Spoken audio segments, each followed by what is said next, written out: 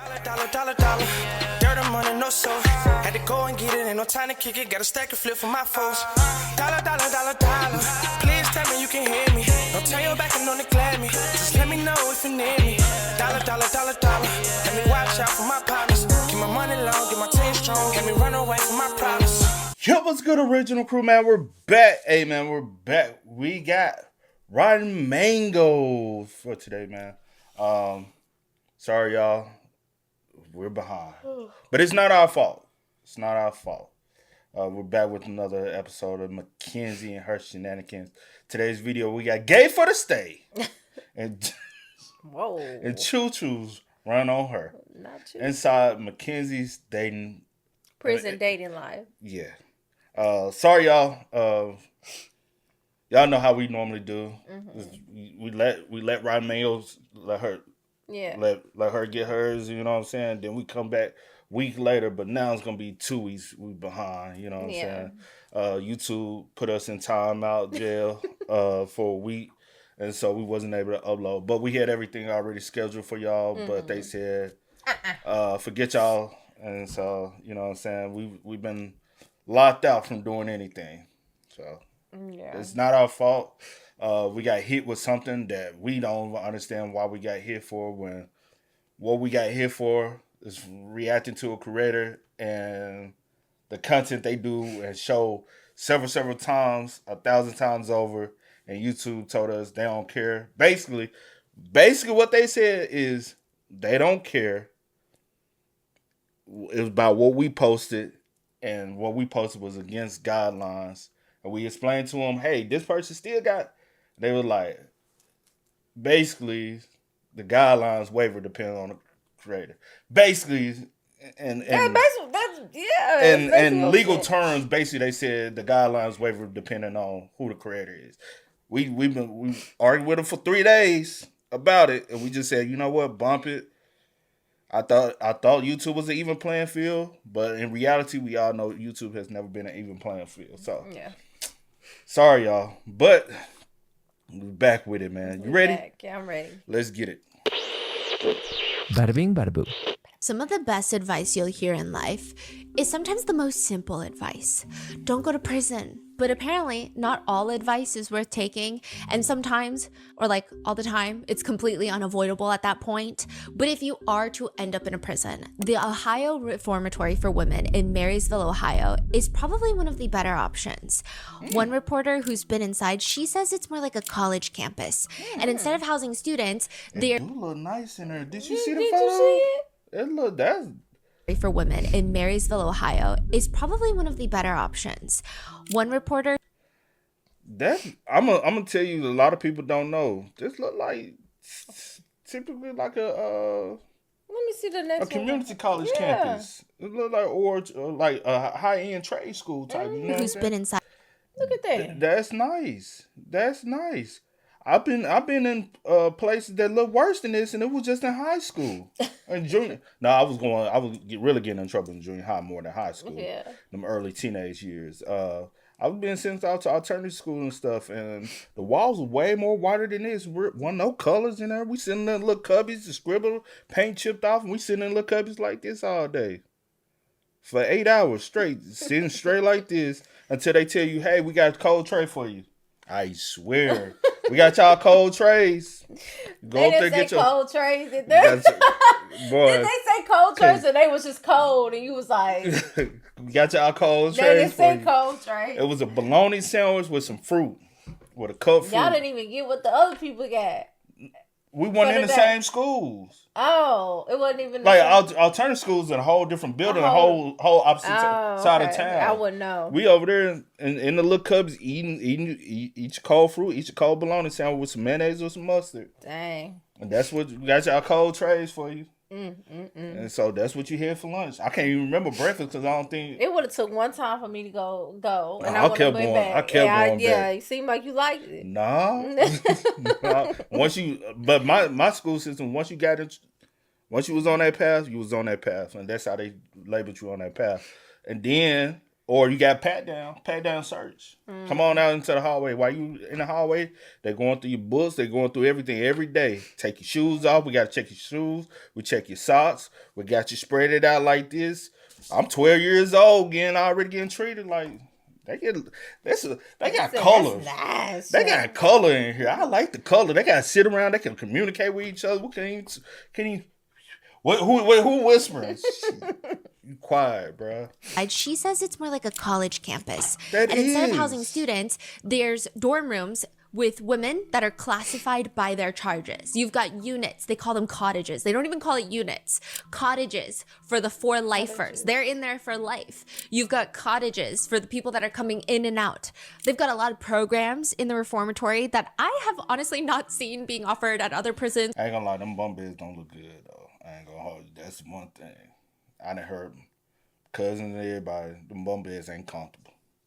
That little mat, it will take you back to them little mats you had in kindergarten. You know, them little red and blue mats. That's how I didn't have a red and blue one. Here you go. I had the pink and green one. No, it was like a teal color and blue. The thicker one. Yeah. But no, it's like them little red. That's how. Well, I did have a red and blue one at one point, but then I upgraded to the little thick one. Or even at like your local community college. Communication and conflict resolution are only part of this 10-month transformative program. Horizon graduates leave the reformatory with not only housing, but often employment as well. You can get your GED, yes, but you can also take lessons on how to properly raise your child. You can help train service dogs. One former resident, Kat, she says, you actually have a lot of freedom in there.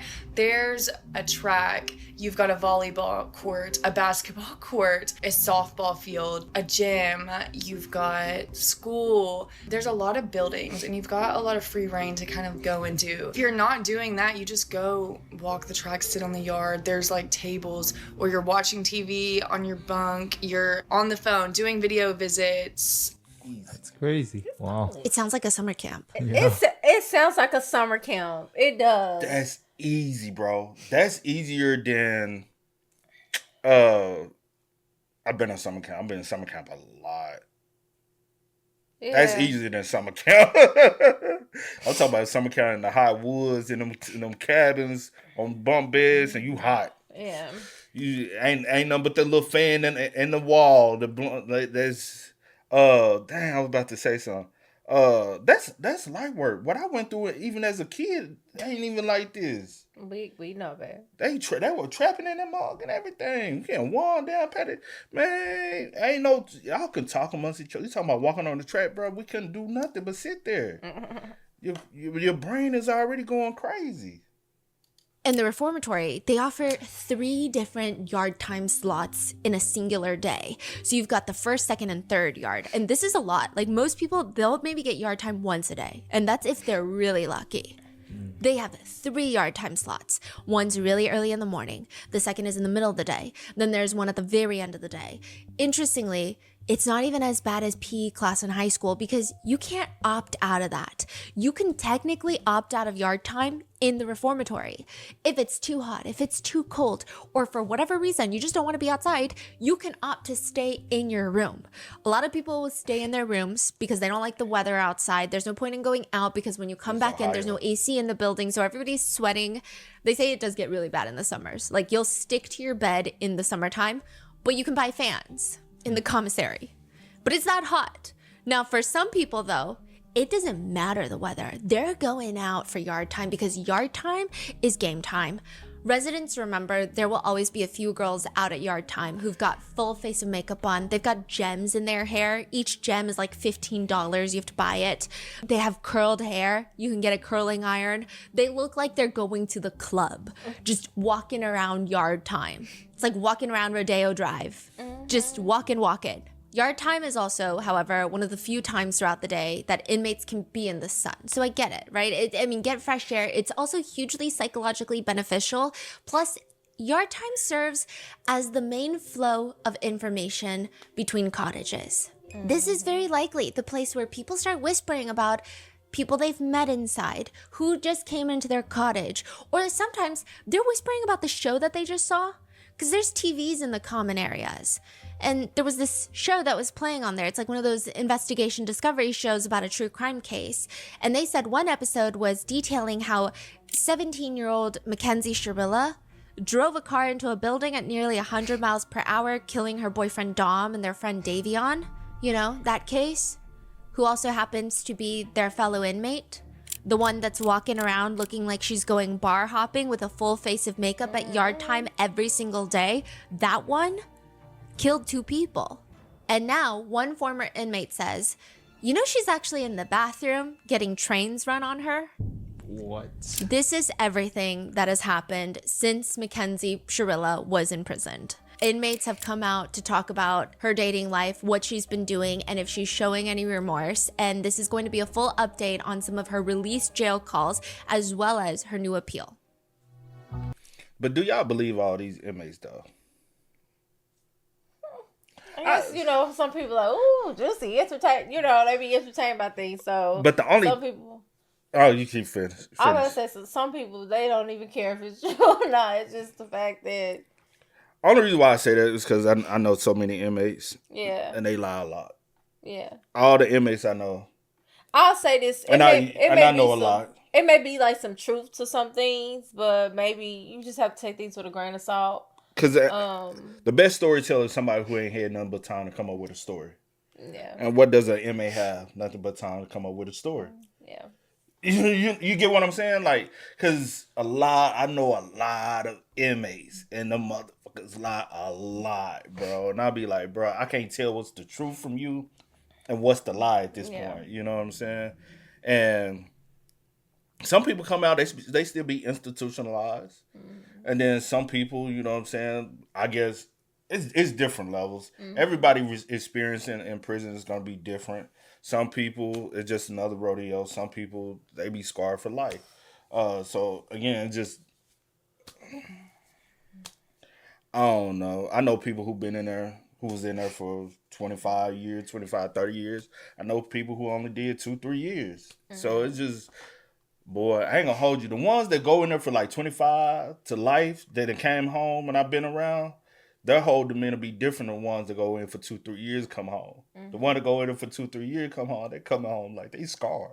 The ones 25, they be like, yeah, I just did my time, you know what I'm saying? I'll be like, I'd be scarred if I did 25 opposed to 3, but I don't know. To thank today's sponsors who have made it possible for Rotten Mango to support Change the Game for Dom Foundation and Davion Flanagan's Memorial Scholarship Fund.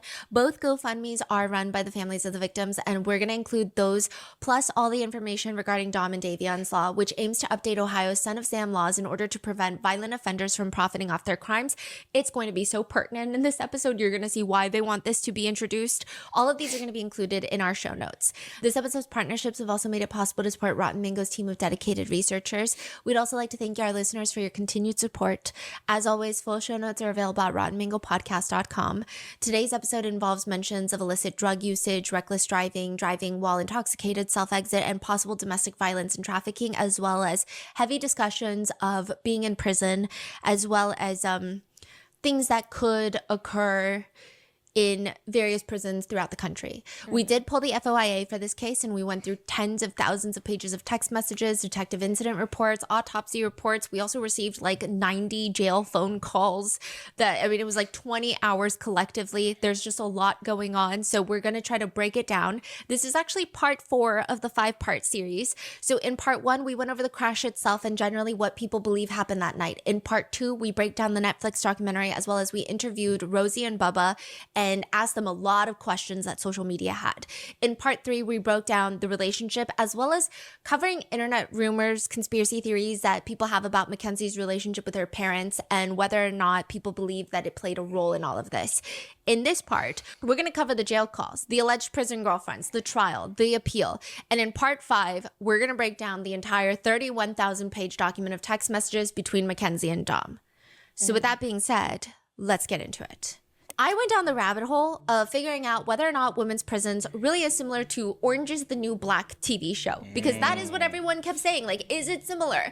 Some people on Reddit say it is, except the smell. Quote, It was an odd combo of BO, hot dog grease, and really strong cleaning chemicals. Beyond the smell, the best way to describe it would be like living in a subway station, in that everything has that grimy feeling of having been touched by thousands of people. One person says, it's kind of like that, plus lots of hooking up in the bathroom stalls and showers. I mean, something really weird was every few days they would pass around electric shavers.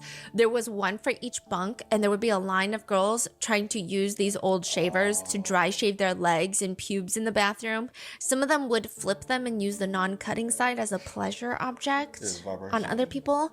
It was so fucking gross. I never even considered shaving. Another person on the internet says, the food is the worst part. Yeah. One inmate says that they were cleaning the meat grinder in the kitchen because that was their job. And quote, as they opened it, they found about 1 million maggots inside. Oh. Basically, it hadn't been cleaned a lot longer than people thought, and the whole prison had been eating maggot meat. So, and there's just lots of reports that there's actually a lot of intimacy going on in women's prisons. I'm not sure exactly the word to be used here, whether it be intimacy or not, but one netizen says that one of the very first things that they learned was how to make a prison rose toy that is stationary. So it doesn't pulsate, but it's a pleasure object. You get used toilet paper rolls, like the empty part, the little cardboard roll at the end, saran wrap, napkins, and rubber bands, and you can make a pleasure object. They said it was oddly, more intimate than they expected, with, quote, gay for the stay being a widely used term. Yeah. Others note, they say that it's not as dangerous per se as men's units, where the prison hierarchy is gang and race-based, whereas the women units are, well, one netizen writes, ton of drama and sex. The drama in the men's unit is usually at a 0 or a 10. Nothing ever in the middle. The women's unit is a constant 6. Always. They say, quote, the bitch just walked around like they were in a high school dorm. Women's prison is like a popularity thing. So it's really like being in high school. And Mackenzie was kind of popular in prison because she had to be there for a long time. She is popular? Yeah. Kat says, so like people who are serving life sentences have like an unspoken level of respect. Like people are just coming in and getting out. We're like renting an Airbnb and they're the homeowners, like landlord, you know what I mean? So but even then, Kat says at Ohio Reformatory, at least when she was there were still people who stood out. Like, they just did so much. And Mackenzie was that. Mackenzie had this one best friend in prison, and Kat says the two of them would walk around the yard full glam. Okay, so I'm what I would consider like a girly girl. Like, I love makeup. I love, all that stuff. When I was in prison, I think I did my makeup like twice, and that was for my release photo ID, and then we had some like sunflower festival come into the prison, and there was like music and stuff, so I was like, okay, we'll do it for them. But every single day, no, that's the last thing on my mind. So they have regular makeup in there, or? Yeah. Oh, okay.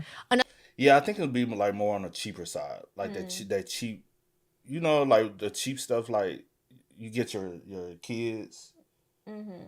You know what I'm talking about? Like for my niece. My niece be getting like little makeup things and stuff, or let you get a little nail polish stuff. I think that's what they be getting. But then in the male side, I'm sure we all seen like the prison joints they be doing. I'm trying to remember like lockup and all that. It'd be like, how they get makeup? They make their makeup from like crayons, Kool-Aid packets, anything that got a dye color in it. Yeah. That's how they... Boy, for those who are new, don't know, my mom worked in a prison for a long, long time, over 10 years. I can't remember before she had to leave due to medical.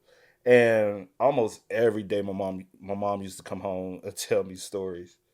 Like, so my mom worked in a prison, my sister worked in a prison, my stepdad worked in a prison. I got several cousins who worked in the prison system, right? And then I got several cousins who have done time in the prison, like done time, like uncles and everything. So I grew up about a lot of prison stories. My mom was high ranked in the prison. My stepdad, I think, whatever rank is below warden, that's what he was. And so my mom also used to bring me jail notes. And so jail notes be like gang notes they write into each other, and they're trying to decipher like the gang codes. So she used to bring it home to me and be like, all right, what this note saying? And so I have to read it, and then I have to identify what gang it is, and then I have to break it down in terminology and be like, oh, they talking about this, this, and this. So she used to sometimes bring me stuff like that. And just hearing the stories of like what goes on in prison, I used to be like, bro, yeah, I can't do no prison time, bro.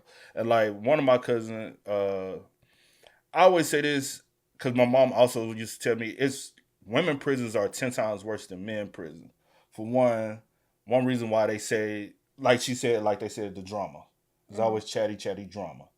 It's sometimes it's easier to deal with men than women. You know how y'all are, especially you know what I'm saying. Y'all hormonal, got these emotions and all this stuff sometimes, and it's just a lot of, and like you know how you had told me sometimes women get in sync with each other. And so now you got to deal with a bunch of women because they come around each other, getting in sync with each other. So now this time of month, they all moody at the same time. And so, but also you got to deal with every woman is not clean. So you got some women who are filthy. Yeah. So you got to think about that. It's going to be a lot of women in there filthy. And so it's other things you have to deal with. And I think sometimes in the women prisons, sometimes they pay more because a lot of people didn't want to go to the women prison because of all the catty and the drama and the stench. A little bit nastier. The stench. As far as like not cleaning. Yeah. The hygiene and stuff like that. They said the stench in those prisons. Yeah. Yeah. I said, oh. Because I used to tell my mom, why you nobody work at the women prison? She used to tell me all this stuff. Yeah. Other former resident, Cheyenne, says, I would see girls do makeup, just not to the extent that Kenzie took it. Like, they maybe do a little eyeshadow, maybe a little lip liner, or something like that. But Mackenzie was like, full face done, going to the club, like, makeup, walking around. Time she hit the yard, she's not coming out without her hair done. Like, she woke up at 6 in the morning to start getting her hair ready, makeup ready, and stuff like that. I remember she told me, because she always wanted me to meet her first yard, and it was at like 7, 8 in the morning. And she's like, yeah, I'll be up by 6 doing all this. Cheyenne has since come out on TikTok to talk about all of this, and she even posted a picture stating, I'm going to show you guys what she looks like most of the time. So this is what I mean by that. And she inserts a picture of Mackenzie in prison. Like, what kind of photo? Like, A mugshot? selfie. A selfie of Mackenzie Sharilla in prison. By herself? Yes. Now, people are like, oh my God, did she stick a phone up her butt? Like, did she pay a CO, like a correctional officer, to get this phone? They have these I don't like this. tablets that they do video calls on, and you can actually send pictures to your loved ones. So you can take pictures, like, yeah. Oh my God, that's crazy. Yeah. And so Cheyenne is like, I'm going to show you what she looks like. And the picture for my audio listeners is a picture of Mackenzie, one that has been widely circulating now, and she's just posing with the camera. And I will say that she has more makeup on than I think I have on right now. So it's... How do you, and I know some people might be watching this and say, hey, I got loved ones in there. I like being able to, cool. How do you feel about the I just always thought it was odd. Like, I guess I don't get it. I feel like they're here for a reason. And I just feel like there should be like stricter like rules and regulations and protocols and stuff like that. It's a prison for a reason. Like, I think they got a whole bunch of privileges. And some people are like, well, it's supposed to be, you know, I get everybody have their different thoughts on it. It was like, they don't supposed to be treated inhumane. I'm not saying that. They treat society like inhumane, so. I'm not saying, like, you know, they should be in there being treated like, you know, whatever. Yeah. But I just always thought, like, when I seen, I was like, oh my gosh, they like really be. Because right now I know somebody he's been in there almost a year, right? Over a year. It hasn't been over a year. Almost a year. I can go to. Okay, almost a year. Almost a year. Just keep going with the story. But you know, down there, every time I come home, he's on FaceTime. Yeah. And I'm like, damn. Like constantly too. Yeah, like I have a few people that I know from back home. Like a couple people I grew up with, like graduated high school with. they are constantly on social media, like constantly on social media. Oh, you talking about that? They be like on social media, on Facebook, we sending friend requests, and I be like, "You are locked up. Why are you sending me a friend request? Like what? Like you know, stuff like that." But that's different because most of them they're smuggling in phones. No, I definitely get that. I'm talking about the tablet aspect of when I go back home, I see this individual, and I be like, "Oh, what up with it?" They be like, "What?" But I'm wondering, like, on these tablets, clear. do they give them allotted time where they can be on social media? That part, like, I don't know. I'm just wondering because I'm like, is these like individual phones, or are you like, or are you know what I'm saying? Like, I don't know. I probably can get an answer for you. Yeah, I can get an answer for you. Yeah, if you like. I have to make a phone call. I just wonder. I just think it's a little strange, a little weird. When I do see it, I'm just like, what is the prison life like? I don't ever want to find out, but I just really wonder. Cause they be in there, seem like they be having a lovely time. The person, he always on FaceTime. You know what I'm saying? Like, damn, bro, like constantly on FaceTime. But also, 9 times out of 10, her family is filling her books up. Yeah. They put a lot of money on her commissary because that's also, because they always be like, hey, tell such and such put money on so I can. So just imagine her family is putting a lot of money behind her. So they are 100% 10 toes supporting her. It's definitely, and that's not to be like, oh, I don't even wear makeup. No, I wear a lot of makeup. Like she's wearing a lot of makeup. It's definitely not just, let me throw on some eyebrows and curl my lashes and call it a day. This is the type of makeup that I would do if I'm going to like a birthday dinner. This is not just, I gotta go to the grocery store and run some errands. Yeah. She walked around like she knew she was seeing. Like she knew she was getting attention. Like she was that girl. She would wear makeup, like full beat, full face, full everything, every single day. In prison, or at least this prison, you can also buy exclusive clothing. And apparently a Nike hoodie could go for like $300-400 because it's prison. They're not going to make it affordable. And Cheyenne says that Mackenzie had everything she wanted. That girl had a TV. That girl had, like I said, the gems. She had exclusive pink shirt, painted on shoes that she got done did. They had like 4 or 5 pairs of shoes. Altered clothes, flat iron, curling iron, all of that. Cheyenne says you pay $15 each for one of those gems in her hair. And in the picture gems? That Cheyenne, it's literally like when you're 5 years old and you throw a giant bedazzled gem. Okay, you can actually, like, it's actually cute as an adult too, but it's just not worth $15 a piece. And she has a lot of those in She's her hair? In that picture, she has like 4. That is so what? Yeah. And these are things they sell in the prison? I think some of them you have to get from other cottages. Like, for example, the waist trainer. Cheyenne is like, I don't know how she got the waist trainer, but Cheyenne speculates that it's from the pregnancy cottage. So they have a cottage for all the pregnant women, and they might give you waist trainers, or you can maybe purchase them. And so she's thinking because it's from the pregnancy cottage, it's probably going to cost Mackenzie like $150 for a very basic waist trainer. Yeah. And so basically the parents are funding her spendings, right? Yes. Or she got a top girlfriend. Because I have asked my mom and others, like, when I be seeing like inmates with J's on and certain things in prison, because I know a couple people right now that are doing life, like that I literally grew up with, that's in prison on murder charges, and they in there for life. It is what it is. But I be seeing them sometimes, and they got like J's and stuff on. I'm like. She'd be like, nah, they're not allowed to have that. I'm like, but y'all be seeing they were like, yeah, we see it, but they're not allowed to and you're supposed. But I asked my mom, I'm like, so how do they get it like this? And she broke it down to me. Like he got J. Are those J's? I don't know what they are.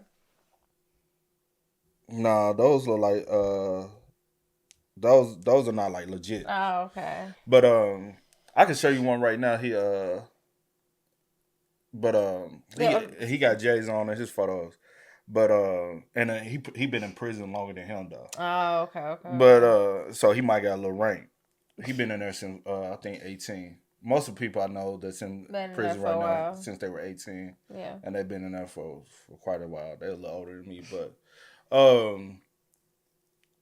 my mom kind of just gave me the backstory of it, and she was basically dirty dirty COs. And so also you can get COs dirty. And I know how they do that. I know how they go about doing that. So what type of... Oh, well, I'll just look ask. it up later. Just ask. I might got an answer for you. I was about to say, like, so what type of, like, things are they able to wear, like shoes and stuff? So she said they do got a book that they can order. Like they can wear like Nikes and stuff like that. Nah. It's more like on the grounds of Walmart.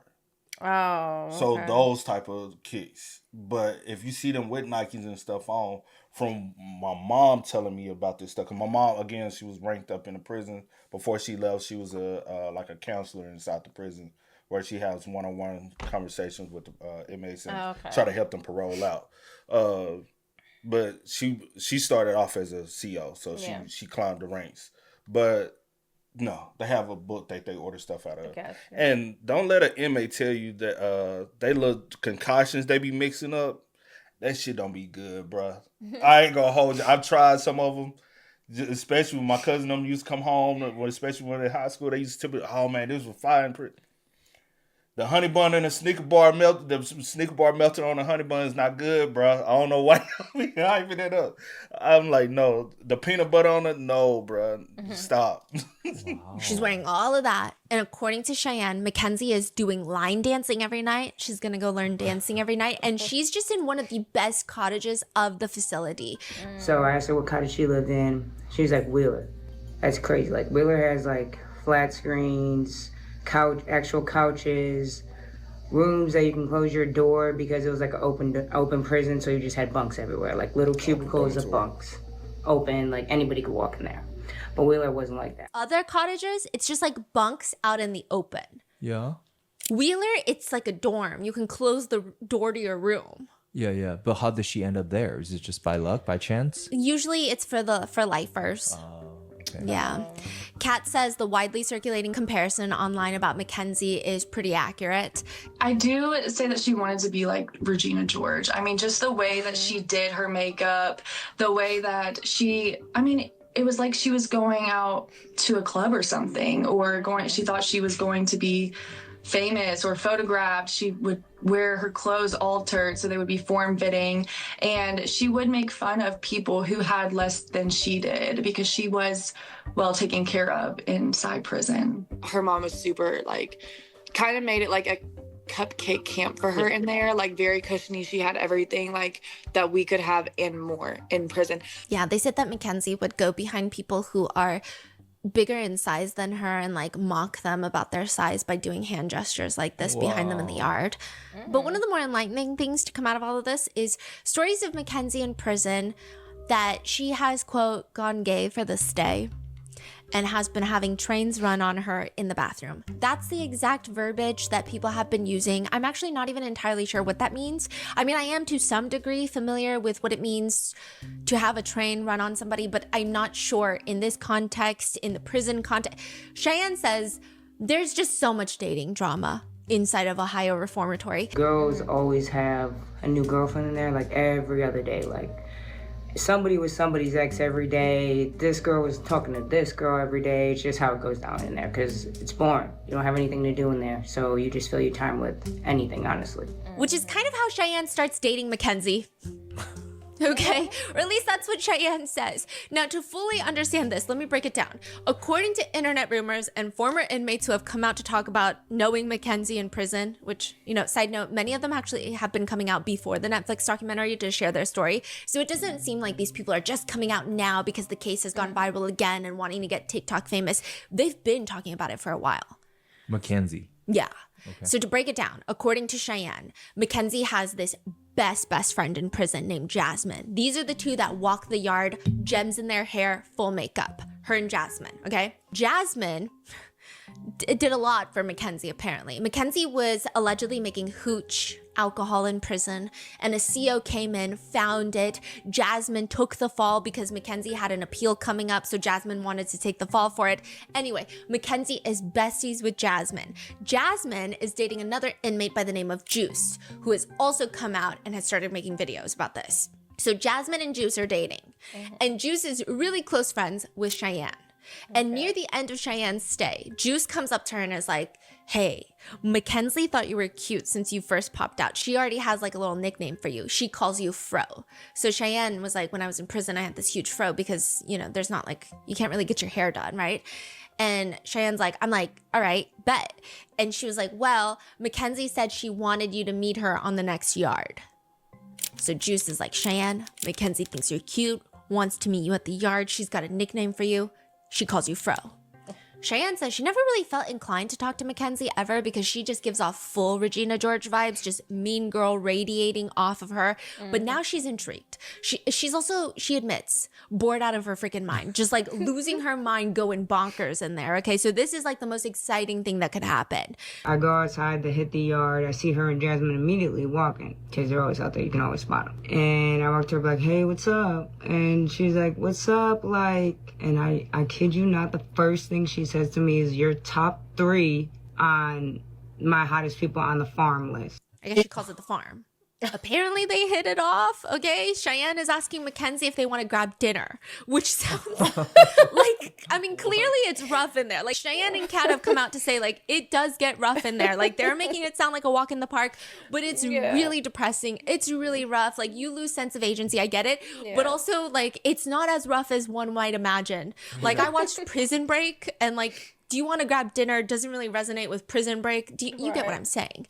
Do I think prisons need to be tougher? No, I'm actually for prison reform. Anyway, Mackenzie is looking at Cheyenne like she's crazy. So the yard's about to close, so I'm like, you guys are gonna go to dinner? And like, Mackenzie just looks at me crazy. Like, I just asked her like something she's never heard or in a foreign language. And she's like, no, I don't eat the prison food. I will never eat the prison food. And I was like, oh, okay. Sure.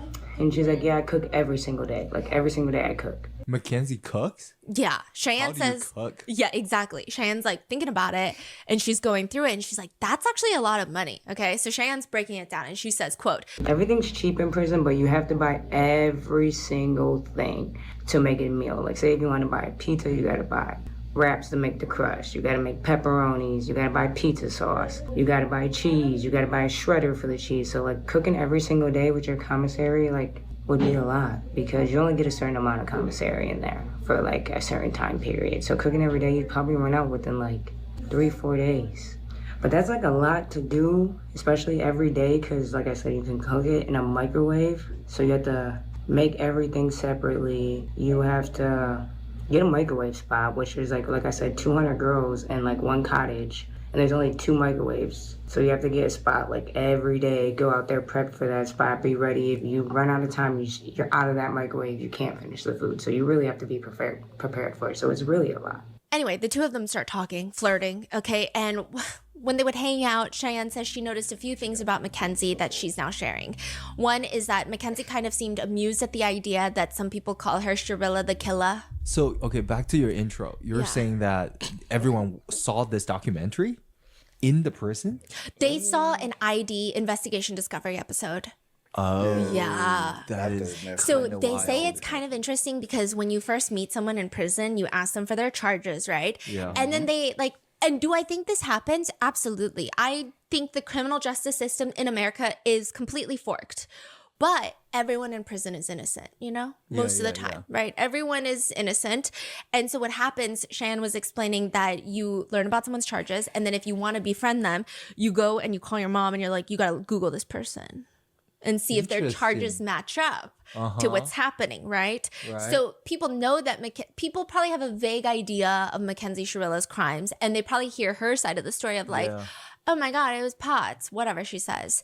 And then they see Investigation Discovery on the show and they're like, wait, what? That's. I wonder if she's running with that story inside of prison. Because some people innocent, you know what I'm saying, whatever. Some people own it, but in the eyes of the public and in criminal law, they're innocent. But on the yard, they own it. And some people sauce this up a little bit. So I wonder if she's saucing it up or is she still trying to play the innocent role? Yeah. You know? Question. Shirilla the Killer comes from. Yeah. Interesting. And Mackenzie doesn't hate the nickname. Mackenzie apparently told Cheyenne, just like deadpan, not even offended. Yeah, people call me Shirilla the Killer. Just like, what? And it seems like Mackenzie really, really believes she's going home sooner rather than later, because Cheyenne says she's told me how she was working on an appeal. She's going home. Like, she's going to be home. How me and her were going to talk when we got home. We're going to continue this outside when she came, when she got home. So she's getting life without parole with Cheyenne or Mackenzie? Mackenzie. 15 years. She's eligible for parole in 15 years. But okay. Most likely, it's going to be highly, highly unlikely that she's going to get parole in 15 years. Okay, based on like, typically if you're in 15 to life, it's really hard to get parole, especially for killing people. And then it seems, from what I know and from what I've heard, that Dom and Davion's family members are going to be there at every single parole hearing, and they will take that into account. Also, on top of that, she has like 36 misconduct records in prison right now. And that also gets factored into parole. 36. Yeah. Well, like, are you going to talk about? Yeah, but most of it is like not being in her room, like being in the wrong rooms, wrong areas, right? Because Cheyenne kind of insinuates that's what happens when you're dating people. And then also just having contraband. And most of the contraband is like altered clothing, shoes that she's not supposed to have. Yeah. Fascinating. Basically, she getting all them petty ass write-offs she needs to. Yeah. And they go towards your disciplinary.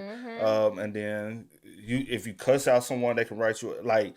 Cause that's what my mom said. She said a lot of inmates take it hard on correctional officers when correctional officers try to overly do it. Yeah. And she was like, a lot of times, especially with the women, they don't like go too hard on women. They're more hard on the men because of a man. You know what I'm saying? And I'm just talking from a male perspective, prison, but.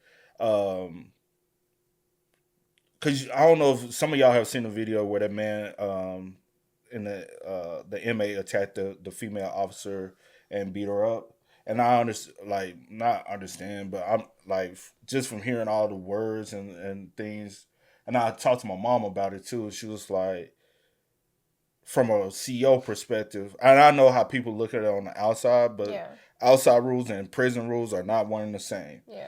Respect is respect. You know what I'm saying? And she was like, basically, the correction officer overstepped her boundaries with the inmate. Because at the end of the day, every time you go into that prison, it's a life or death situation. Yeah. And you got to remember that. You know what I'm saying? Sometimes you put in your... So inmates, when they feel disrespected, they like, hey, at the end of the day, I'm an inmate. You going home. Yeah. Especially if I'm in here for 40 years, I might not never be going home. So you got to remember that you're trying to go home at the end of the day. Me, this is my home. Right. So no matter what I do, I can go do some little whole time. You need to be able to make sure you go back home. That you go back home. But Mackenzie probably just in there bullshitting. And I was going to go back to what you were saying earlier when you was asking about, her taking the pictures and the iPad and all that, and how I feel about stuff like that. And I will agree, like we said, I'm all for reform as well, but I feel like some people, when you give them a little too much freedom or too much whatever, because she just seemed like she's just doing whatever. You know what I'm saying? I feel like she playing the system. Again, she is still on the younger side. So I do wonder how her mindset will be like in the next 10 years or so. Or if she'll still just be a mean girl, feel like rules don't apply to her. Like this is just what it is. Like, I wonder, will she ever grow up? Some people don't. So I do wonder, will she ever grow up? And will this actually alter her mindset in a positive way? And she actually realize, like, this is not, you know what I'm saying? Just from my experience and knowing people who have done, again, and have done extensive time, the maturity aspect when it comes down to prison and outside and inside the bars. I think on the outside, I think we mature way faster than those in behind bars. Yeah. Mackenzie went in was 18, right? She was 18 when she went. Yeah. Mackenzie probably now. When was this? About how many years ago? It's been about 22. 22. I think 22 or 23. It's 26 now. Yeah. Mackenzie probably still has the mindset of when she went in there. Yeah. She's not maturing. Reason why, again, the maturity level is so... Mackenzie probably won't start really maturing at a slow rate until she's been in there about 5 years. Yeah, and that's what I'm saying. Oh, you said about 5. That's what I'm saying. And like, even then, her maturity rate, because maybe she'll be in about 5 years from now, she'll be probably about 25, right? Yeah. She'll start maturing, still have a mindset younger than a 21-year-old.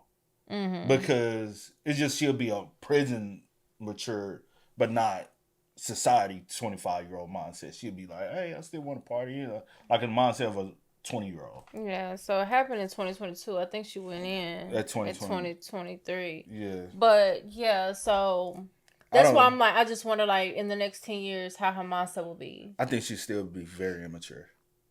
Because I definitely am for reform as well, but I just think that sometimes, well, not sometimes, just with some people, I just wonder, like, with just how the prison seems, how does it, yeah, like, how does it really, like, does it really help some, or does it just make some feel like, oh, this is right, I can be, like, this is something, you know what I'm saying, I can be here. So I've had those conversations with my mom, because what she did in prison, and she had to do classes with inmates, and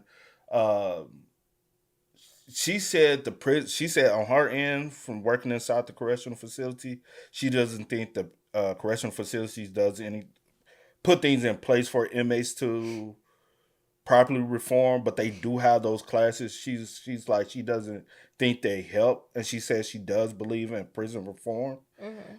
But also, I had that conversation where I was like, but at the end of the day, you can put those classes in place, but it's also on that person to want to change. Mm-hmm. And a lot of times, I think they say it for the moment, but a criminal still has a criminal mindset. They're still trying to figure out a way to manipulate something. Or trying to figure out a way to kind of make whatever is going on benefit them at the end of the day. Yeah. So I think no matter what kind of prison reform, they're still going to try to manipulate the system to work in their favor so they can get out of prison as fast as they can. And I do believe that people can change. Yeah, and I'm not saying that, but the percentage I feel like is very low. Yeah, but I don't know. I just wonder. I'm just curious of how she'll be, like, in the next 2 years or so. 10 years. I'll give it 10 years. Because she got 15, right? 15 to life. 15 before she can go up for parole. And Tom always go back to, because I don't think she paroled out. I don't think she bonded out. So Tom will go back to the end. So she was 18 when she went in. That 15, she would be, 33 when she can go up for parole? Mackenzie mindset probably would be of a 25-year-old. Because again, you know who I'm talking about. He got out. He went in when he was like 18, 19. He got out at 28, 29. Being around him at 28, 29, he still had, like, literally, he's still, even today, I think he's less mature than I am. Mm-hmm. And he's older than me. And I'm like, even my cousin, my cousin, he's always in and out. Even my uncles. Yeah. I feel like I'm more mature than them, but they've been behind the walls. And I haven't been around my cousin who just got out for doing over 25 years. But their maturity is still not, you know what I'm saying? And that's the reason why I'm like, I'm very much so, I don't think inmates mature. And there will need to be doing some research study behind that. But I swear, I don't feel like their maturity level is at the rate of their age when they're behind bars. And I think it slows them down 10, 15 years of maturity. Wow. Yeah. 36 is pretty wild. That's a lot. Like, she's been there for how many years? That's like one a month. Yeah. Cheyenne says in a TikTok. And then she was showing me her scars, and she wanted me to, like, touch them. And I kid y'all not, no bull crap. When I touched them, a chill literally ran through my body. Like, my hair stood up, back of my neck, arms, everything. It just, I don't know, something felt weird and off. So I kind of, like, pull my hand back a little bit, and she's like, what? What's wrong? You don't think I'm pretty with all my scars? Is it nasty to you? Do I look disgusting? I'm like, no, it's just kind of, like, chilling and shocking seeing all this. And then Mackenzie looked me dead in my eyes, y'all. Dead in my eyes. And said, thank God nothing happened to my face, because I still want to be a model when I get out of here. Another interesting fact with this is Juice. Remember Juice, Cheyenne's friend dating Jasmine? Yeah. Juice says in a TikTok, her mom literally still goes out and buys everything and anything that Kenzie would like. That way, when she gets out one day, she'll go home and come home to a whole bunch of stuff.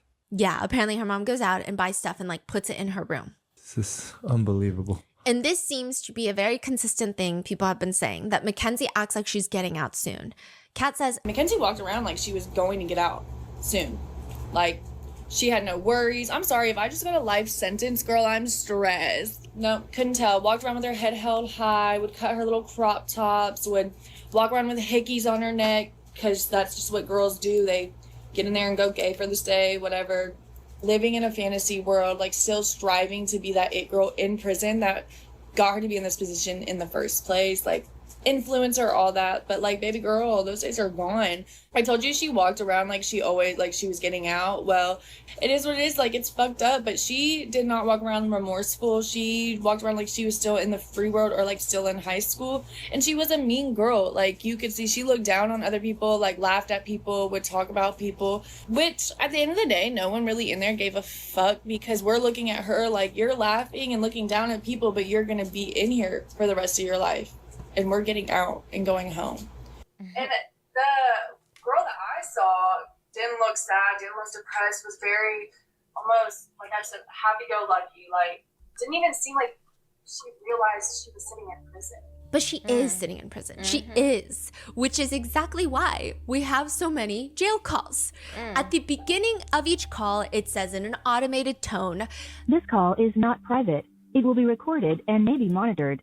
If you believe this should be a private call, please hang up and follow facility instructions to register this number as a private number. To accept charges and thank you for using Securus. You may start the conversation now."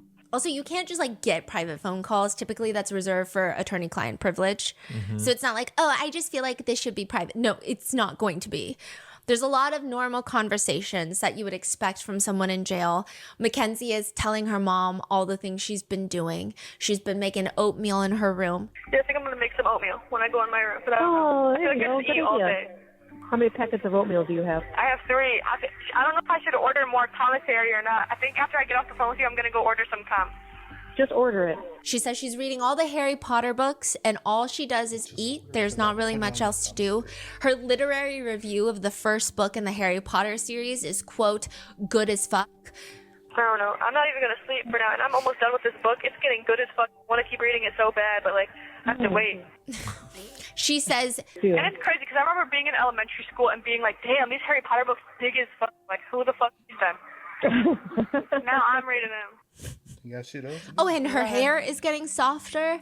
She says it smells good now. She says the showers are so foul, and she had this moment, she said, where she dropped the soap. I dropped the soap in the shower, and I was like, oh no. Oh, But no. it's a one-person shower. It's only one person shower. But I still got scared. Right. Oh, my God. I was still like, oh no. Oh no, not the soap. And I picked it up real quick, and I like looked around. They start talking about how people are so weird about being naked here in the US, but in Italy it's fine, which makes Mackenzie announce to her mom that she wants to live in Italy. Yeah. Okay. And what the mom says? Mom is like, yeah. And it's like, when? I mean, I want to live in Italy. What do you mean? I want to live in Italy. Right. In another call, Mackenzie says she doesn't want to shower because, quote, because like I'm cute and little. I don't want them to see me. Huh?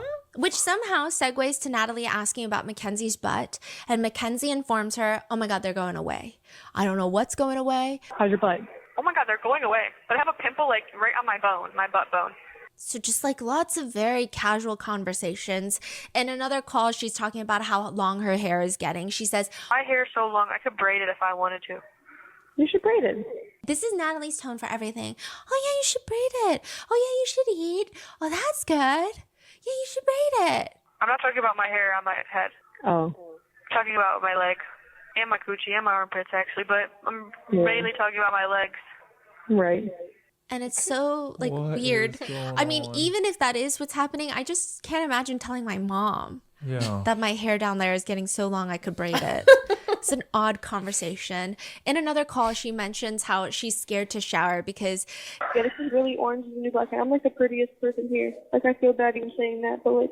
There is a lot of moments, however, in these calls where it just feels like Mackenzie and Natalie, and a lot of these... Mackenzie, you better watch out trying to talk like that, because it might be a girl that's jealous and hear you say that you feel, and they would come scar your face up.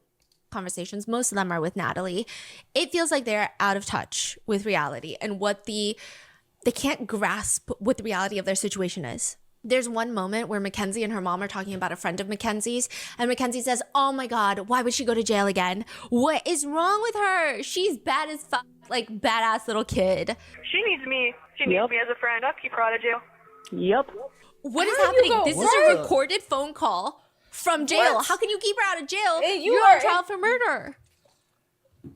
She says she wants to start a business when she gets out and says, I just hope like my life isn't taken from me. She also talks about how someone in jail is allergic to lash glue just like her, and she found this hack of using wig glue, and Mackenzie is like, when I get out and I go home and I do my own lashes, I'm going to use wig glue. When I get home, I'm going to do my own eyelashes and use wig glue. She has a lot of hopes of getting out. She says to a friend, yeah, when I go home, I think I'm going to get a job. Which like, ooh, okay. Probably should. Okay. Yeah, I want to be like either a social media manager, or I'm going to be like a life coach, or I'm going to keep going to school to be a nutritionist, and like I want to help people eat healthy. When I get out of here, I'm going back to eating healthy though, but I don't know if Mackenzie knows much about eating healthy. In one phone call, her mom is making a smoothie with baby spinach, and Mackenzie says, well, it's baby spinach, so it's bad for you. Wait, why? Because it's a baby. What the fuck is baby spinach? It's young, tiny spinach. Yes, it's genetically modified. But it's organic. Which, side note, this is not true. Baby spinach is not genetically modified, but Mackenzie continues arguing. Organic doesn't always mean good, though. You have non-GMO. No, non-GMO. Yes, it is. I don't believe that. That's a lie. In another phone call with her mom, she says, when I go home, this is my plan. So first, obviously, I'm staying with you guys as long as possible, but while I stay with you guys, I'm going to start saving that money. And I'm going to try to, move, out of Strongsville. I want to move, somewhere with a lot of land. And I'm going to move a little house, but I'm going to make it real. Of course you are. These ain't shit with inmate calls, bro. I cannot stand inmate calls, bro. They have everything planned, mapped out. It's in their head. It's just, I hate inmate calls, bro. I just be like, all right, here come the lies, bro. It's just, all right, cool. Yeah, because I mean, they don't have anything but time to just think and come up with things, and a lot of them are super delusional, and it's just like whatever. You know, this the real world out here, right? It don't work. Especially the ones that like her, that you have 15 to life, and there's not a guarantee that after that 15 you will be getting out. Could be, just depending on how things go, but a lot of times, 8 times out of 10, maybe not, but. But you want me to tell you another thing I noticed? I don't know what it is. A lot of people who get out of jail don't like to work. Yeah. Especially the ones who have done time, a long time. They don't like to work. They don't like to do a lot of things, bro. And I guess, especially for the ones who don't have a job while they're in prison. Yeah. I imagine being in there for 20 plus years. Just saying, 20 years or so, not doing nothing. Yeah, for real. My dad be talking to me about somebody. Just imagine. Cause he said he's very lazy. Yeah, and then getting out and you who working? I gotta work. I ain't worked for 20 plus years. I'm not. You know what I'm saying? They don't want to do nothing. Yeah, cause my dad be talking about that's Yeah. So y'all have conversations about things. Yeah, and I'm just like, yeah. And my dad I try to get him this, and this, and he's like, he don't want to do nothing. It's lazy. I'm like, just because, So Mackenzie's, let's just say one day she gets out. Yeah. It's not going to be after 15 years. It'll probably be 30 some years, and then she gets out, right? She'll be what, close to 50. Yeah. But majority of her life will be in prison. You know what I'm saying? She's did more prison life than she did outside life. Yeah. Do you really think she's going to want to come home and get a 9 to 5? She don't know that life. And didn't know it before going. Yeah. That life is, I think that's the reason why so many reoffend as well. Because they're like, I ain't trying to work, Yeah. And then a lot of them, especially that go in that they were doing certain things prior, that's the reason why a lot of them like to revert back to that. Is because they know that life. Yeah. And that's the life that they know. So I think that's another reason why so many And because I had the conversation with my mom. I feel like everybody in prison should have to work. True. You have to work for your stay. Yeah. You know what I'm saying? Because a lot of stuff is given to you. Yeah. It'd be super cute. I don't want a big house. I want like a little house that's nice on the inside. So I can have a lot of nice things, but I don't want a big ass house. She says, do you know what I kind of want to do when I go home? I want to do a DNA test. But then I don't want the government to have my DNA. Girl, the government has your freedom. I think you kind of have to eat the frog on this one. Like, you've got bigger fish to fry. Your house is on fire and you're talking about saving the curtains. Nevertheless, she continues. That's why I kind of wanted to take one, but then I decided I don't know if I want to take one because then I don't want the government to have my DNA. Yeah, I know. That's why I don't do it either. Because they can do whatever they want with it, and I don't want to be like on a list or some shit. I don't want them to have my shit. I mean, they can have my fingerprints. I don't give a fuck. Have my fucking fingerprints. You are on a list. You're on a pretty detailed list of incarcerated individuals. Okay. The government seems very familiar with Mackenzie, even if we're just judging by the FOIA file. The government gave me extensive information about you. I think they know who you are. I think they know what you're doing. I think they know where you are, what you eat, what you read. They know to some degree what you're even talking about on the phone. And while I do agree the government is not to be trusted with their increasing oversight on their citizens, you're literally incarcerated. I don't know why this logic annoys me so much. In one jail call, this is while Mackenzie is on trial for murder. So like the trial is happening and she's having these phone calls. And Mackenzie is giggling to her mom about a message that one of her friends sent. So Mackenzie's trial was not live streamed. It was a bench trial. It lasted about approximately 8 days. And there were parts of it that were recorded, but it was not like fully live streamed from start to finish. And she's reading the message and she says, I just said, also, bro, your ass is gotten so big, LMAO. Like, I watched the live stream and when you walked in, I was like, damn, Jay said the same thing. And you look really good. Everybody's saying you got a bumping little booty now. Everybody. What?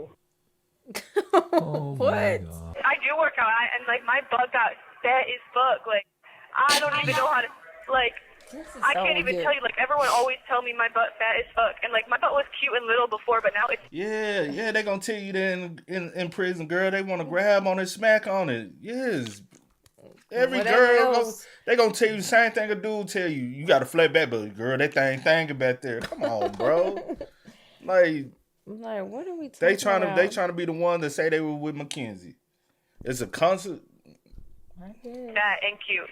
in another conversation, Natalie mentions there's going to be a podcast about this case tonight on somebody's, thing. Kenzie, it's insane. What do you mean? It's going to be on what? Somebody's going to be talking about it on their podcast. Everybody's just looking for their 5 minutes of fame. How many likes can they get? I think that's why this is so popular, because it's a mystery. But it's not. It's you know what I mean? Natalie keeps encouraging Mackenzie, write your book. Start writing your book. You start writing your book, okay? Write your book. Start writing your book. You hear what I'm saying?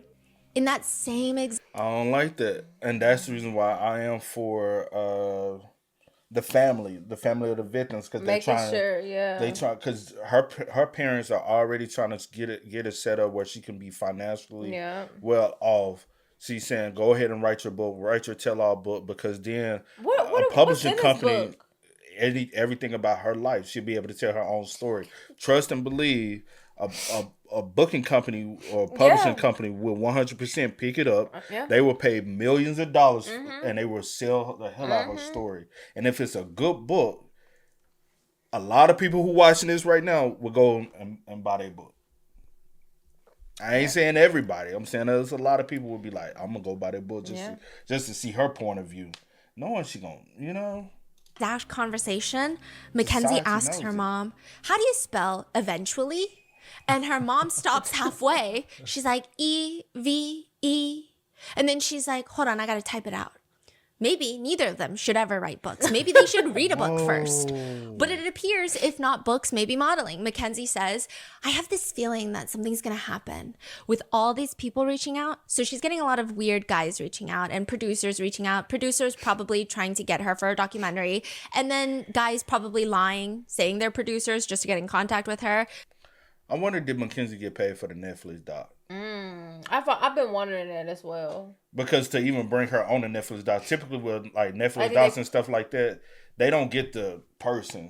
It's just everybody that's outside, that's surrounding. But for actually get her to come sit down and through her lawyer. How much y'all put on her commissary?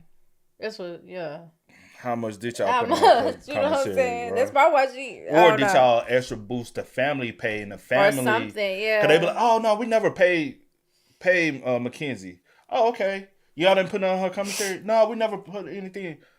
But you will funnel the money through her parents and pay her parents double or triple than what you would normally pay, and then they will give that money to Mackenzie. Yeah. That's why Mackenzie up in there balling. But there are a lot of people who reach out to inmates that they deem pretty. Creepy guys.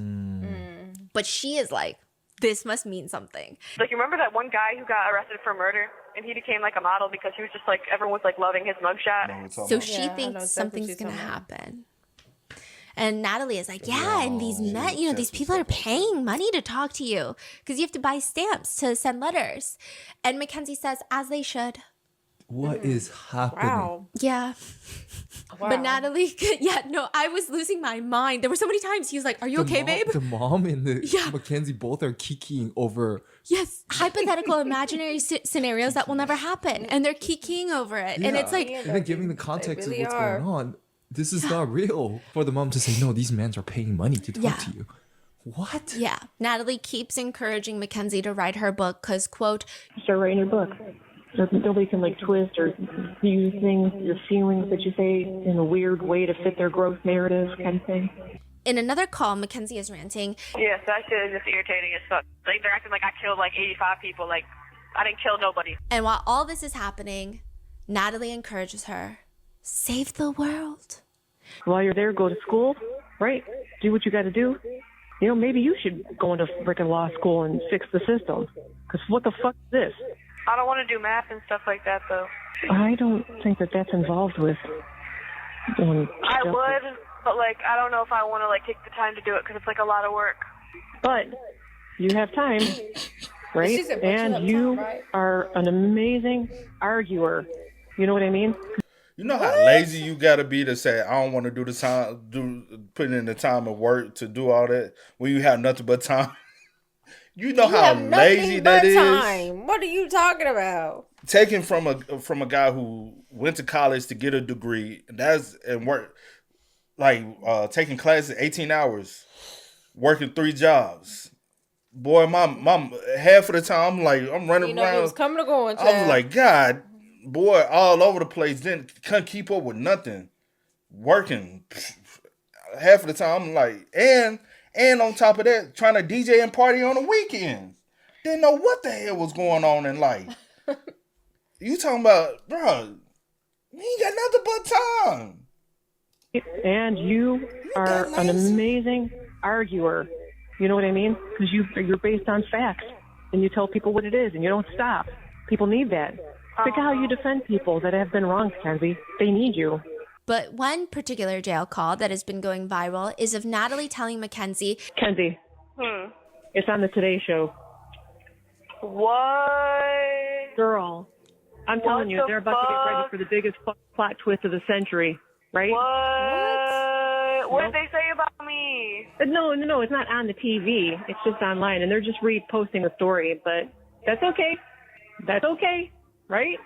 That's all right. Plot twisted. Right?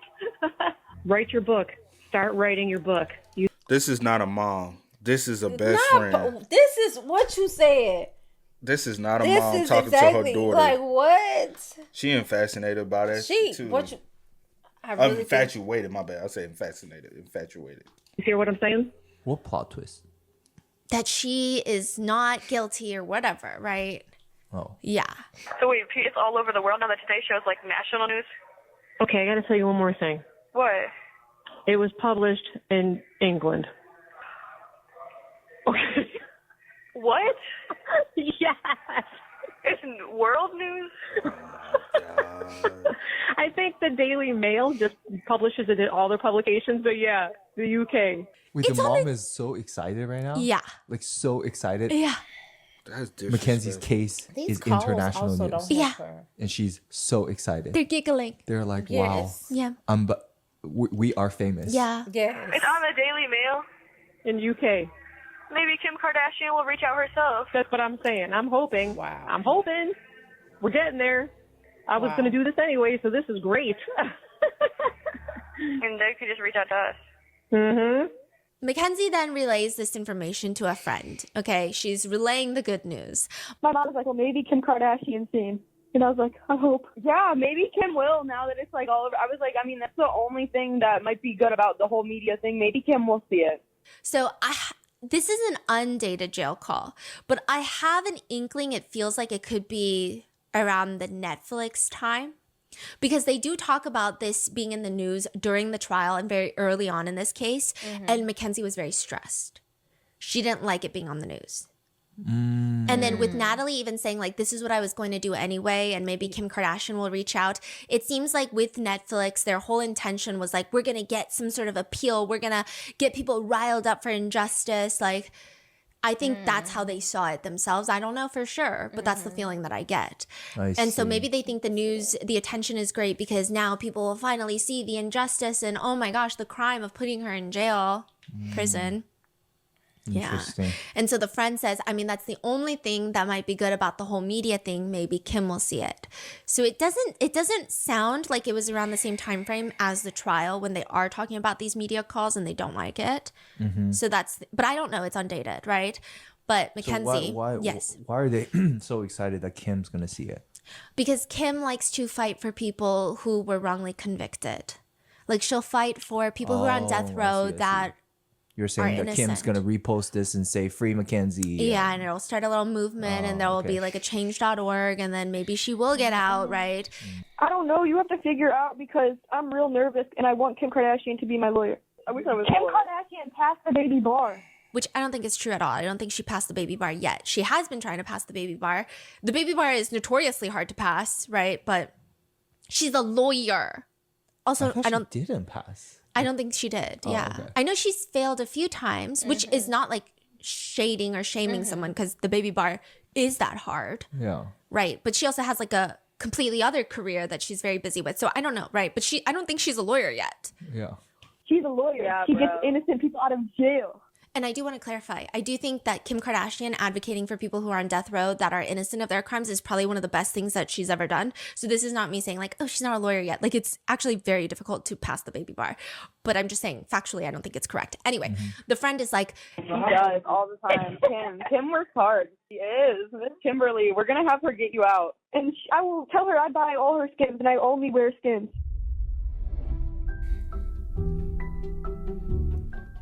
You have to throw a dinner party and your life depends on this dinner party, okay? I tell you, if nobody shows up to your dinner party, you are screwed.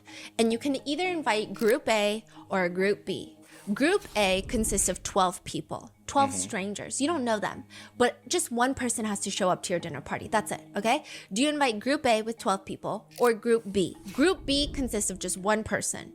So you got one shot versus Group A, you have 12 shots. The question almost sounds dumb because it is, and I just be making up questions, but it's very obvious. You choose Group A. You invite the 12 strangers and hope that at least just one of them shows up. Now, what if I said I started a rumor? I went in there and I told Group A, the group with 12 strangers, that you never wash your hands before prepping dinner.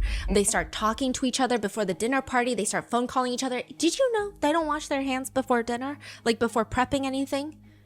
Then Group B, that singular person, they're professional food tasters. They know they're not the health department, and I don't really start this rumor. I say, whatever, if they wash their hands or not, that's not what you're basing your conclusion off of, if you show up or not. Okay, it's weird, but like, what about the next scenario? You invite Group A, but all you can give them is the coordinates to your house. Not a home address, the coordinates. I mean, you still have 12 chances that one person's going to show up, right? One person is going to go through the hassle of decoding the coordinates. Some might plug them in wrong, but at least like maybe one will show up. You don't know. But then I tell you, Group B, you know, that one person is a coordinate expert. It's as easy as them to show up to the coordinates as if you wrote the house address with the house number and the street name. They know how to read it easily. Who do you invite? This is like a very overcomplicated way of describing jury and bench trials, okay? A bench trial being, instead of the jury deciding your fate, it's one judge. And there's really only two reasons that people will choose that, and it's like the examples that I just gave. So especially in criminal cases, they like a jury trial. The mentality is you have to flip one. That's why there's lawyers who specialize in voir dire, just picking a jury. They come in just for picking the jury and then they leave. They're not trial lawyers. And you got to flip them hard. You can't just flip them and say like, oh, now I have a little bit of doubt. Like they have to be able to stand their ground and say, no, like I have enough reasonable doubt. But you have technically 12 chances at reasonable doubt versus with a judge, you have one shot. And a judge is a professional hearer of excuses. They have heard every excuse and every argument in the book. It makes sense to opt for the jury. But from my very limited research, it seems like there's two reasons why people would opt for a bench trial if they have the option. So the first option is a very rare situation of science. This case is overly technical. There's extensive data. The whole narrative is data-based. There's no emotionally compelling narrative. All the facts, the arguments are rooted in complex scientific data. It would be worth considering. Now, this is also like a double-edged sword. Sometimes the confusing data, you want to go for a jury trial. Confuse them? Yeah, confuse them and make them believe it's reasonable doubt, but it's not. It's just they don't understand the data because we're all lay people. We're not specializing in this. Yeah. Right? But if your innocence is in the data, maybe you do opt for a judge.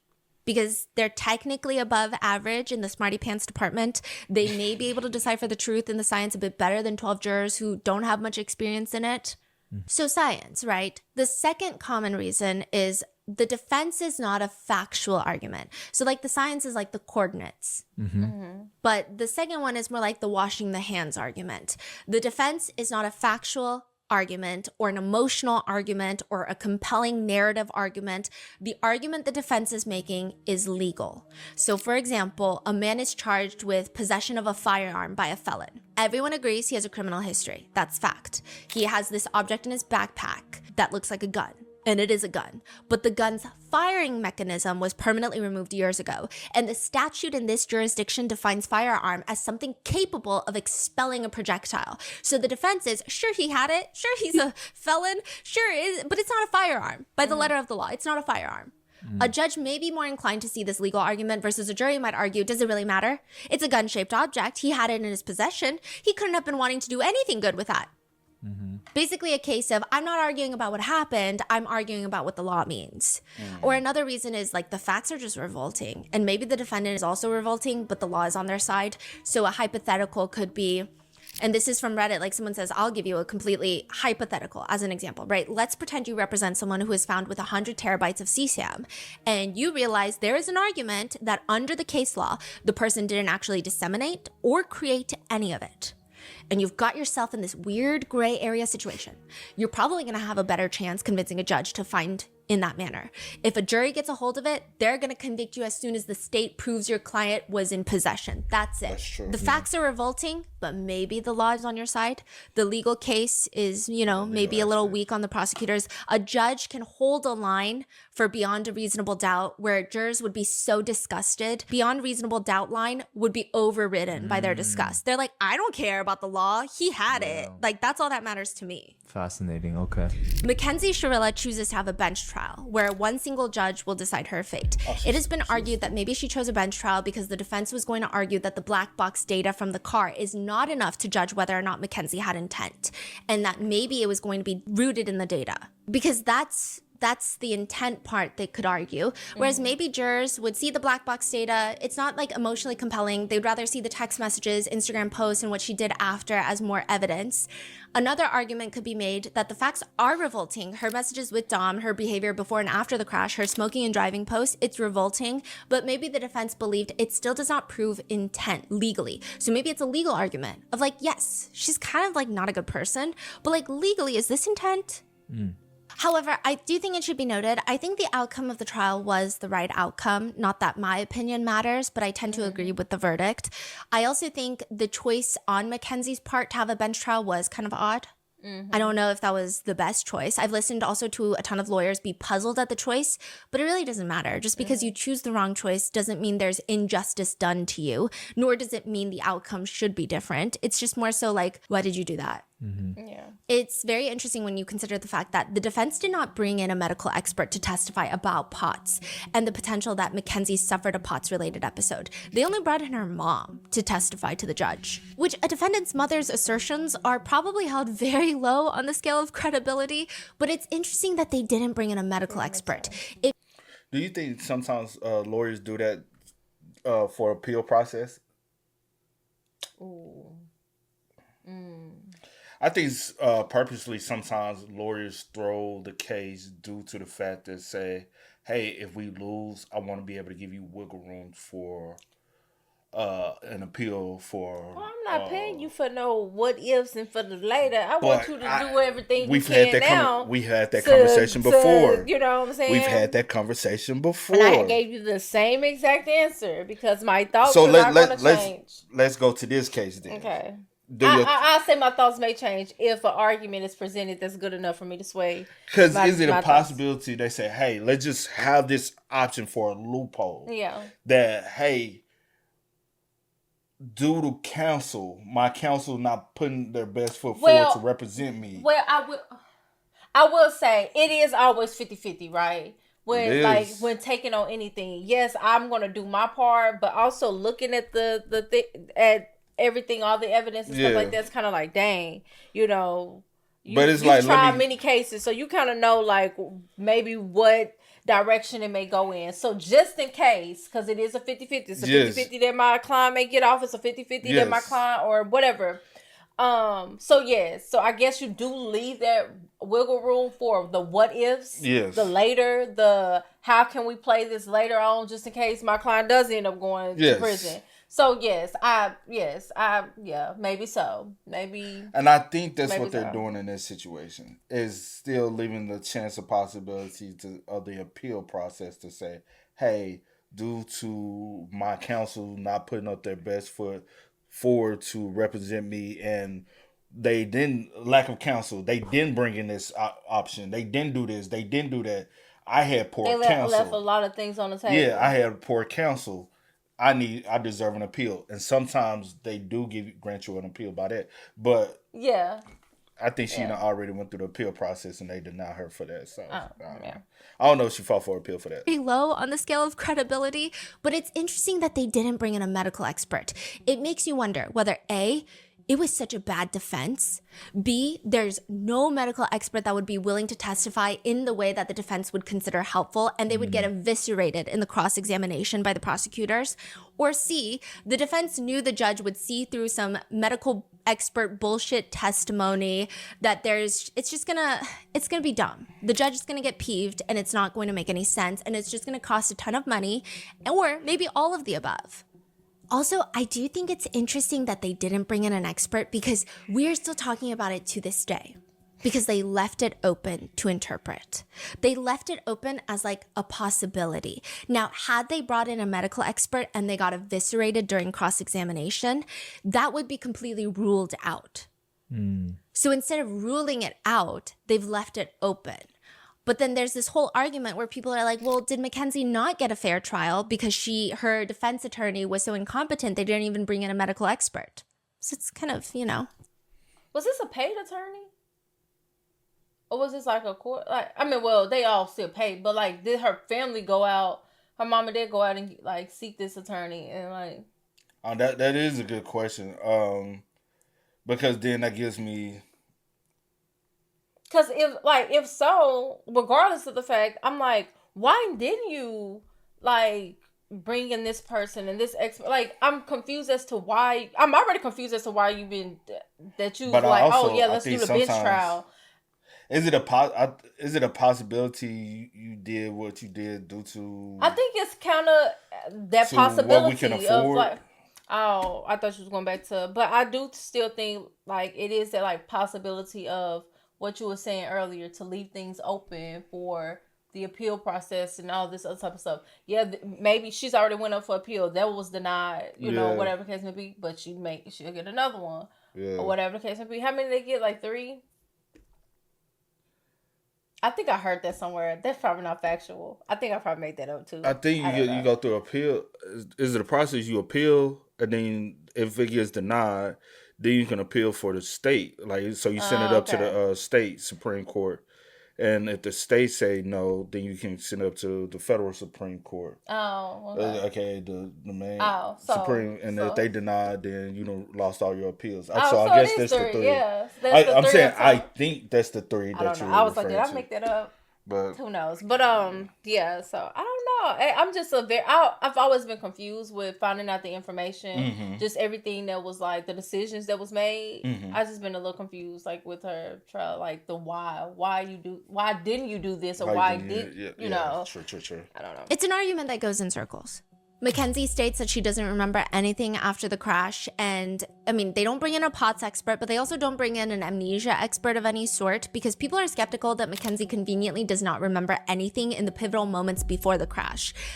A lot of people who have been in car accidents anecdotally say that is a fact, like is in fact something that does happen to them, but not bringing in an amnesia expert who can testify to that is a very interesting choice. Unless the defense thinks that whatever the expert will testify to, the judge isn't going to buy it. One former resident in the reformatory is asked whether or not they saw Mackenzie show any signs of POTS in jail, and she says, not once. She seemed like a very healthy young girl. I mean, she was constantly in the yard. There were even times where we were in the middle of a heat wave and she was laying out with baby oil, tanning in 100-degree weather. She was very active, always walking. I never saw her get blood pressure checks, routine emergency. Like, I never saw her go to take any sort of medication. She seemed healthy to me. Yeah. Interesting. And we went through like 31,000 pages of text messages between Mackenzie and Dom. And it seems like most of her very strong health concerns came from, it does appear that she had a strong ED and she lost her period at some point. And like, there's a lot of conversation where Dom is encouraging her to eat and like trying to get her to eat. So I think that they don't really ever talk about POTS ever. But like maybe they chose the bench trial because they were going to argue the legal technicality that yes, this happened. The crash was clearly done by Mackenzie, but legally it's not intent because she was passed out or for whatever reason. If the bench trial was chosen for the fact that the black box information is so technical that a lay person would not be able to decipher it, which I don't necessarily agree with that. But if that were the case, it still confuses me that defense didn't provide compelling arguments on how that's the case. I think even Karen Reed's black box data was more hotly debated than this case. So I'm just a bit confused on the purpose of the bench trial. Or was it chosen because they just thought Mackenzie is just so unlikable that only a judge could put aside her actions before and after the crash and rule solely on what she's charged with? I have no clue. One Redditor theorizes, if the prosecution is able to even get a few of those social media posts of hers admitted, then as a lawyer, I would push for a bench trial. She came across horribly, and whether instructed to do so or not, I could absolutely see jurors seeing her relentless self-adulation, performative indifference, rules don't apply to me, I get what I want attitude, and say to themselves, yeah, that seems like the type of girl who would and could do what she did, or what the prosecutors say she did. Right. Like another viral case is Michelle Carter. Do you guys remember her? She encouraged her boyfriend to self-exit through text messages. She famously opted for a bench trial because her behavior... Oh, she was found guilty. She's found guilty of involuntary manslaughter. But her behavior was so deplorable, like those text messages are gonna be admitted. She's not a likable person by a long shot. And the defense argued all these legal technicalities of like, okay, yeah, she did do those things, but technically it's not manslaughter. They argued she wasn't even there. They argued there was no bodily harm inflicted by her. Also, whatever happened to free speech? Like they're arguing all these legal stuff, but it's like, you're a gross person. Right. So they thought the jury would never see past you're a gross person. But I guess the judge didn't either. And also in that case, I agree with the verdict. I actually think it should have been stronger. But she was found guilty of involuntary manslaughter. Obviously, these are not even remotely similar cases, but it just does make you wonder that maybe, yeah, jurors would have found both of these girls not very redeemable. And sure, in hindsight, it might be easy to say, oh, well, maybe Mackenzie was dumb for choosing a bench trial, but who knows? All I know is Mackenzie does seem to piss off a lot of people. Even during the trial, it's very clear Mackenzie and her family know that all her jail calls are being monitored. And typically, this is the most sensitive time, is during the trial. In preparation for the trial and during the trial, the prosecutors are listening to every little thing that's going on. But Mackenzie still voices her frustration against the prosecution to her mom. She says on a recorded jail line, and that girl prosecutor would be so pretty if she wasn't such a bitch. She is a bitch. I hate her. And the man, the boy prosecutor, I'm like, man, do you have another suit or what? Because you wear the same suit every fucking day, you dirty as fuck. I know that suit stank with that roll in your neck, like his bald dumbass. I hate him. He's ugly as fuck. That girl prosecutor would be so pretty if she just wasn't such a bitch. Like, she is I hate her. The boy prosecutor, I'm like, man, do you have another suit or what? You wear that same suit every fucking day. Like, you dirty as fuck. Like, Why are you doing this That's right now? crazy. For someone who is on trial for murder, Mackenzie is quite opinionated about how people look. She also rants about the detective that testified. I was trying to look at him like, what is he? He's not white. He's so ugly. It almost seems like Natalie is trying to soften the statement. Well, he's definitely ugly on the inside. Well, definitely inside. He's definitely ugly inside. But Mackenzie brings it up in another conversation. He's not white. What is he? He's ugly as fuck. He built weird as fuck. I'm like, why are you thick at the bottom and small at the top? He's slim thick for a man, and it just throws me off. Wow. Again, like in the middle of the trial. In the middle. Keep in mind, Natalie and Steve this entire time have been screaming from the hilltops that Mackenzie is not a bully, that she just has a fierce personality. But then there's moments on these jail calls where Mackenzie will be talking to her mom and she gets distracted by a new inmate that's coming in and she says, oh my God, another girl just got moved in our pod. She looks slow as fuck. Natalie's like, well, she may just be distraught because they're new. They just got into prison. No, and then she says the R word. God, another girl just got moved on our pod. She looks slow as... Well, she may be distraught. No, she looks... She's meaner than a wet cat. I always find it interesting when people who have zero sympathy for others expect full sympathy for themselves from every single person around them. She's talking about how she doesn't want to go to court, aka to her own murder trial. She's like, if one of Davion and Dom's friends, do you guys remember H? I talked about H. He was one of the first students to kind of start his own little investigation. And yes, he did come up with some conspiratorial thoughts about what happened. And even the police pointed out some of it was a little off. But he was very passionate about trying to get justice, right? And you have to have some level of respect for that. But he also should... He's the one that responded to Mackenzie on social media when she posted about Dom. And then he was like, what about Davion? Mackenzie says, I don't want to go to the courtroom if H is in the courtroom. I don't feel safe with him anywhere near me. I feel like he's going to attack me. Natalie is like, I don't know if there's anything you can do about that. Well, I'm going to refuse to go in the courtroom then. Honey, you can't. Just don't even look over there. And then he's like hugging Miss Russo. She's probably the one that told him to come harass me at the grave and follow me that day. And then he's like hugging Miss Russo, like, she's probably the one that told him to like come harass me at the grave and like follow me that day. Like, there is zero proof of that, by the way. And it's just kind of weird. You're the one on trial for killing 2 people. I don't know if there are that many people that are scarier than you in the town of Strongsville.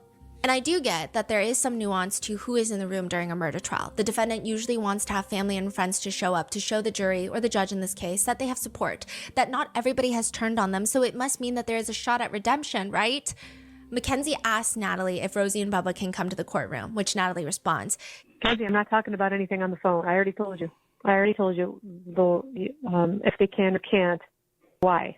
try to get as many people to come to my court as possible. So the people that can.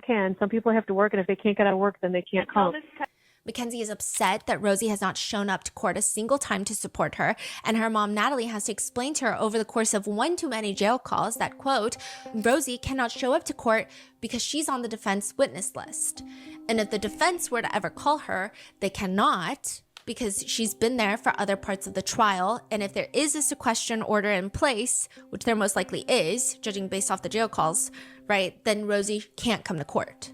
Which, side note, remember Rosie was like, I was willing to testify, but I was never called? I think that applied both ways. I'm assuming the prosecution never called her because she's on the defense witness list, and most likely it would not help the prosecutor's case. Like, she would just be such a risky witness that would provide probably no value to the prosecutors. But it is interesting that it was phrased as more so like, oh, if the prosecutors called me, I would have come, right? But there is a little bit more to the story. Anyway, the whole thing just does not feel right to Mackenzie. She's not having it. Good old Mackenzie, sharp as a marble. She still doesn't like that Rosie hasn't shown up to court. And on top of that, there's this developing issue where Rosie is friends with people who don't like Mackenzie. And this is like really bothering Mackenzie. I deduced this from the fact that Mackenzie brings it up across multiple different jail calls with her mom when they could be talking about literally anything else. One call starts off normally, with Mackenzie talking about how she couldn't sleep well the night before because, quote, somebody's fucking arguing loud as fuck at 4 a.m. and I couldn't go back to sleep, but then I got anxiety because, oh, I forgot to tell you. So Rosie's hanging out with, like, Natalie interrupts her. No, I know. No, that's all fixed. I told her not to say anything because it's not confirmed and it's 100% not true. She unfriended them and everything. I don't believe that. I do. Because how are you going to post that shit about me? So, like, Rosie's hanging out with, like... No, I know. Like, no, that's all fixed. I told her not to say anything because it's not confirmed. And it's 100% not true. She unfriended them and everything. I don't believe that. I do. Because how are you going to post that shit about, like, me? So she's saying that Rosie is hanging out with this girl named Sammy. And Sammy has been posting negatively about Mackenzie online. And Mackenzie is upset that Rosie is hanging out with someone like Sammy. How's she knowing all of this? Because another friend will call her and tattle. The other friend that I believe is the other one in the documentary. Like she is too involved over what? And I also think it's weird that Natalie's so involved. Natalie is like, how do you know she's with Sammy every day? Because every time I would call Rosie when I would be, you know, at free phone call day, she would be with Sammy. And if Sammy's going to post that weird ass shit about me and Rosie's cool with her, I'm not going to be cool with her. So Natalie is like, I'm going to reach out to Faith, and Faith is going to look into it. Now, Faith is the other one in the Netflix documentary and like has that been supports Mackenzie. Yeah. And so Natalie's like, Faith's checking into what that was. I don't think they're together anymore. Like, I don't think they're hanging out anymore. Well, Faith told me that they hang out every single day, and I believe Faith because I want to be told stuff like that. She doesn't know that though. I don't know if she knows that or not. She talked to Rosie last night, so let's just wait to see what she says. But that's weird as fuck. What the fuck? Right. How come I don't have this issue with any of the other people who just like support me? So like that's just weird as fuck. Like what the fuck? Like like how come I don't have this issue with any of my other people who just like support me? I don't know if it's an issue though, sweetie. It's clearly an issue. I mean, she clearly took down all the pictures of me off her Instagram with her, and that's weird as fuck. And then she won't put free Kenzie and shit. Like, that's weird. And now she's hanging out with someone who wants to be like, yup, when they find me guilty of murder. Like, that's just wait till you talk to Faith. And I will literally block Rosie's contact on here. I don't know why. I just get weird ass vibes from her. I know. And that's because she means a lot to you. What? She means a lot to you. No. That's crazy because Rosie still got your back. So it appears that what you know what I'm saying? So I don't know what's going on. And your mom have already explained to you the reason why this, that, and the third. And you just like, too much time, thinking too much. Like you got too much free time. Yeah. That's not. Faith and Jada and Kendra mean a lot to me too, and I don't get those vibes from them. So that's not why. That's definitely not why. Mackenzie gets a little upset at her mom saying, but why didn't you tell me is the crazy thing. I don't like that. How would I know? Natalie tells her that she just needs to talk to Faith first before talking to Rosie and not spread unnecessary anxiety or whatever unless she's sure about it. But Mackenzie is still ranting about Sammy, saying, so weird. Imagine posting my face and shit just for clout and shit. Mackenzie's simplicity is enviable. Later in the call, Mackenzie brings it up again, asking, so what did Rosie say to you about this shit? Mackenzie, she loves you to death. And don't forget, she was, business. Where? That doesn't mean anything. She loves you. I think she feels like she's got weird vibes. I said that to her before. She was like, no, please tell her I love her so much, and like the summer is unbearable without her. I think about her every day. But that's all she says every single time. Like it's like. But that's all she says every single time. Like that is so weird to me. I'm just weirded out. I just feel like, why did you delete everything off Instagram about me? Then ask her, Ken. Why are you hanging out with people that are weird as fuck? Ask her. Just be like, I heard you were hanging out with people that are glad I'm in here. Is that true? I don't even want to call her though and waste my time. I don't even want to call her though and waste my time with her. Like, don't accuse. I'm accusing the fuck out of her. I don't give a fuck. Like I'm already told. Like my people wouldn't lie. That's not true though. Talk to Faith first. What the conversation was, and then ask her.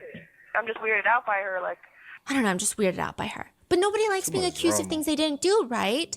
If you can't post my face and be like, free her. If you can't post and be like, free Kenzie. She's fucking innocent. Like, this is crazy shit. Like, what the fuck?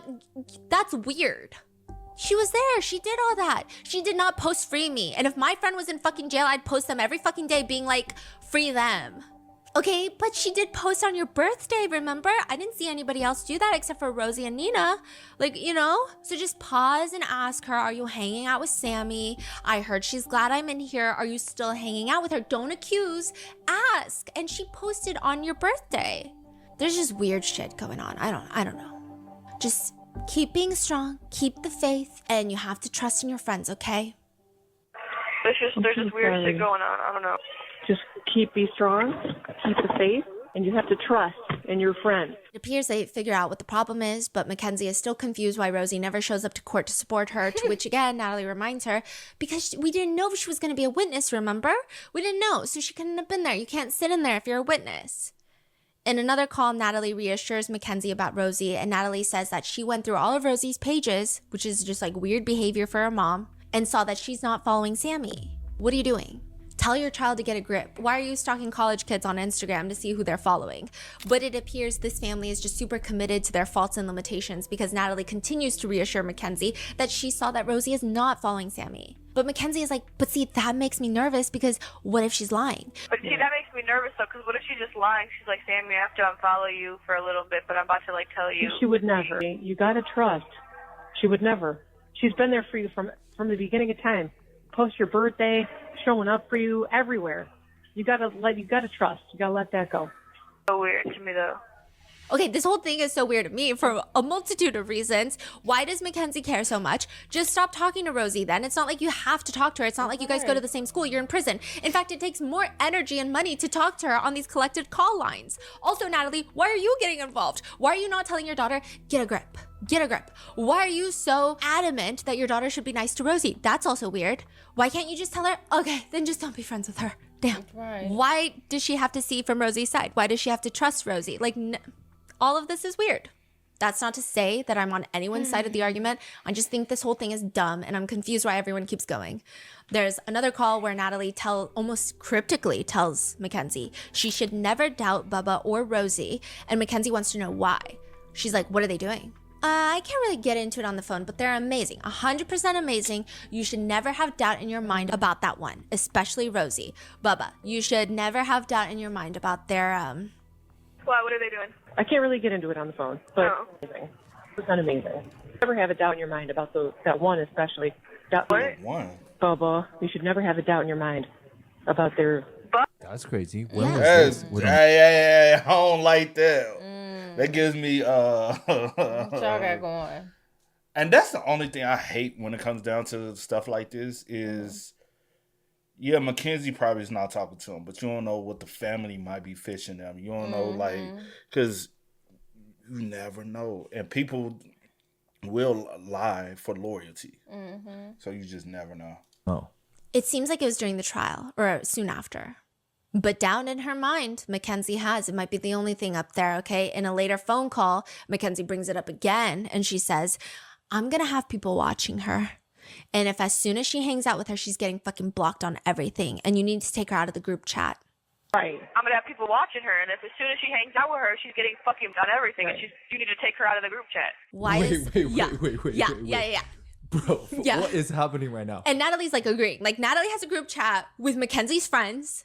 She's like running a mafia in there or something. Yes, Like, yeah. I'm gonna have people watching this person. I'm gonna take you out, and Like, I'm gonna. what? Yeah. They will know. Like, Yeah. what is happening right now? Natalie continues. You've got to trust. And there's nobody on her Instagram page. It's just her modeling pictures. Nobody's on there. Not even Nina. But it used to be all of us. I just think it's weird. I don't know. I don't like how she just deleted our pictures, and she also deleted that YouTube video again. There's nothing anywhere, though. You can't read into these things. You have to ask a question. Ask, don't accuse. She deleted the YouTube video. I don't need to ask. And I want you to change my Instagram bio. To what? If they ain't hating, you doing something wrong. The fuck? That's what you need to change it to. And then do hashtag free Kenzie. Okay? Don't forget. Do it right now, because I don't want you to like make it some stupid shit on accident. And I want you to change my Instagram bio. To what? If they ain't hating, you doing something wrong. Fuck. That's what you need to change it to. And then do hashtag free. Bro, this cannot be like real life. It is though, but and you doing something wrong.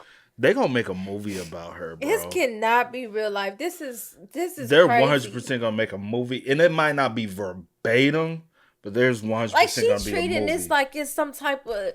This is real life. What's like so not crazy, right? This is not Mackenzie in prison. This is not how people in prison see Mackenzie, right? Mm-hmm. This is how she appeared on Netflix. Mm-hmm. But that is not how she look in prison. She's way more dolled up in prison. But I understand the prison probably was like, hey, you can't come out here with all this stuff that you normally do. That's still dolled up to me. Oh, for real? To me? You got a little mascara. That's what you need to change it to. And then do hashtag free Kenzie. Okay. Don't forget. Do it right now, because I don't want you to make it so stupid shit on accident, accidentally missaying what I try to say. The quote in its entirety is stupid, but okay. Did they change it? Oh wait, her Instagram's gone, right? Yeah. Okay.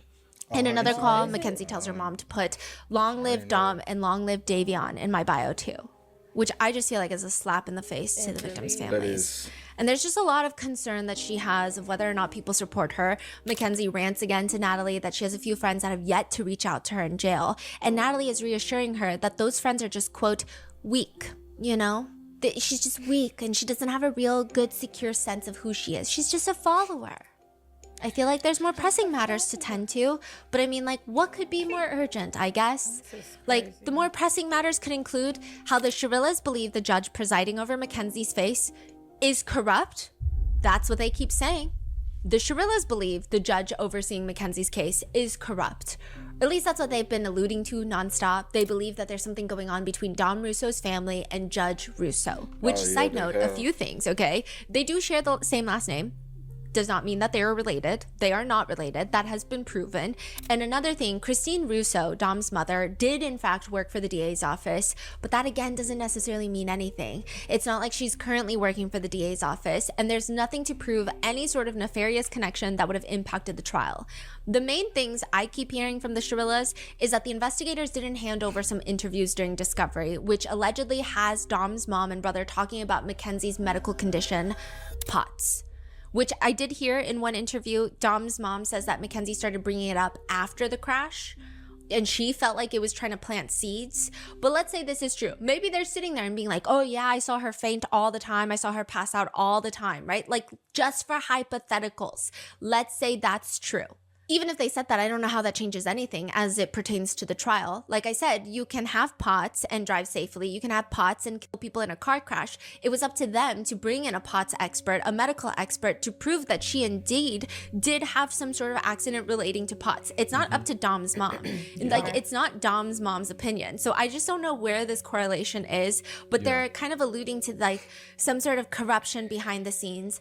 Aside from that, I do think that if they really did not receive certain key things in discovery that were necessary to their defense, that would be a big problem. Like, there are strict laws for discovery, and that just doesn't seem to be the basis of their appeal, or at least not the main one.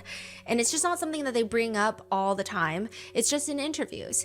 I would imagine that's a huge thing. And the second thing is, they bring up frequently in interviews, is that they believe that there's some sort of corruption or bribery happening. In one interview, the interviewer says to Mackenzie's dad, Steve, the interviewer says, you know, I was trying to explain that having the last name Russo in this county is like having the last name Kennedy in Boston.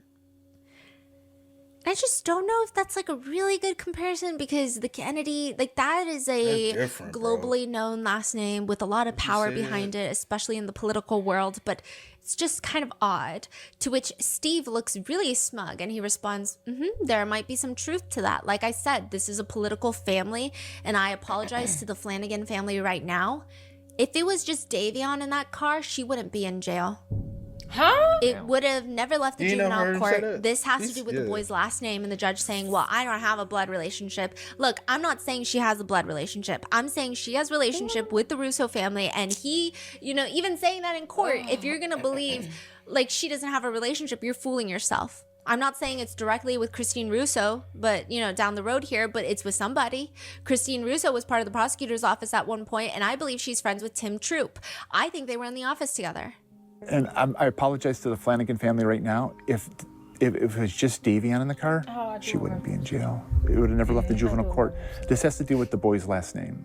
And the judge saying... Why would you keep talking about juvenile court, bro? She was grown.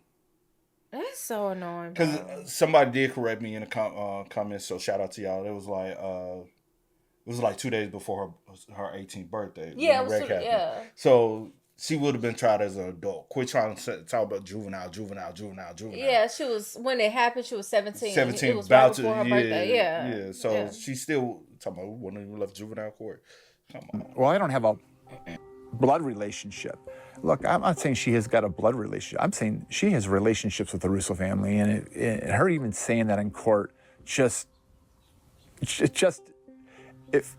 if you're going to believe she doesn't have a relationship, you're fooling yourself.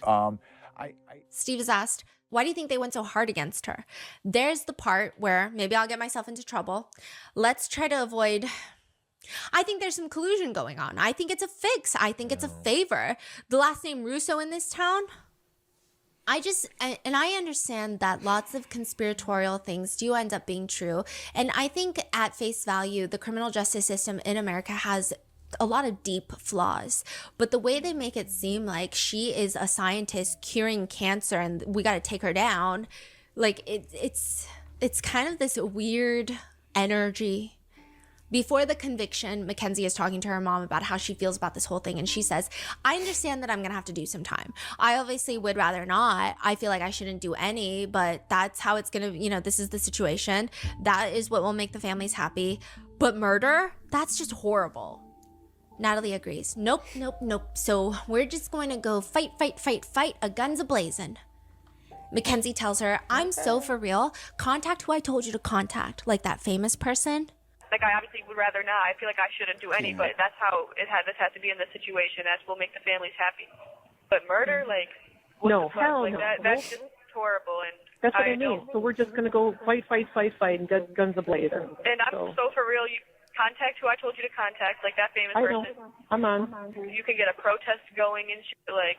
I think she's talking about Kim Kardashian again. Oh, I know. I'm on it. Mackenzie thinks that they should organize some sort of event for her. But you can get like a protest going on and shit. Like, yeah, I'm dead ass serious. Like a whole ass protest. Wow. Natalie tells her they will keep fighting, but I hope it doesn't go that route because that would be ridiculous. Mackenzie says yes. And honestly, if the judge does that, I'm just going to know that she has some weird ass shit going on, like bribery or something. That's all I can think of. I guess Mackenzie wants her mom to get someone famous, maybe Kim Kardashian, then organize some sort of protest in the off chance that the judge does find Mackenzie guilty of murder, which she thinks is unfathomable, unless there's some sort of corruption. And in another call, Mackenzie wonders, so clearly the judge just wants to speed this process up as fast as she can and get it out of her hand. And like, this is a very common thing. Judges do have a schedule. They do want speedy trials. Right, so like, this is nothing new. I wonder how much money she made from this. Wonder how much money she made from this. The judge? Yeah, that's what she says. They need to look for like deposits or some shit, or cash, some weird shit. They probably gave her the cash that like Dom had. Kenzie, we're not talking about anything, remember? I don't even know what you're talking about, so just stop. They need to look for like deposits or some shit, or cash. They probably gave her the cash that like Dom had. Kenzie, we're not talking about anything, remember? Don't. And again, I think her mom is just saving for the fact that this is a recorded line. In one call with a friend, Mackenzie is talking about how she's going to be on the news and the verdict is going to come out, which her friend says, and like her friends are crazy too. Why are they so obsessed with you? Why are they so obsessed with you? Like, you got in a fucking car accident. Like, I've gotten in 3 of those. Like, it's probably just because like my boyfriend's last name is like Russo, and like his family is just like trying to like do some weird shit. I don't know. They don't fuck with me no more. Again, like, I did look into it, okay? And there are lots of people with the name Russo. And there are lots of people in politics or in the legal field with the last name Russo. But also, there's lots of Koreans with the last name Lee. Are they related to Samsung? Probably not. Are they bribing people in court? Probably not. They're probably just a regular person with the same last name. She says, like, I would understand if they gave me like a normal charge, but like the charges that they gave me are like literally insane. They're trying to make it seem like something that it's not. It's not like I didn't do this on purpose. I got in a car accident. I'm a 3rd victim. There's evil working against me. And I'm like, there's evil working against me. Like, and then I'm like, why would I be saved to live like life if like they were just going to arrest me? And like, I don't understand. They brought me back to life just to put me in jail. Like, that just doesn't make any sense to me. Like, so then I try to think like, damn, maybe there's something like good. See, with her saying stuff like that, I'm like, was she also really trying to take herself out? I don't know. I don't know. I just need her to eventually be honest and truthful, bro. Well, I don't think that's gonna happen. I have my thoughts. Yeah. I just wish you would one day just be honest and truthful about the situation. You already got your conviction. You already got your sentence. Just give everybody the true answer, what they looking for. Like, just be honest. Like, how hard is it for you to just say? For some people, it's really hard.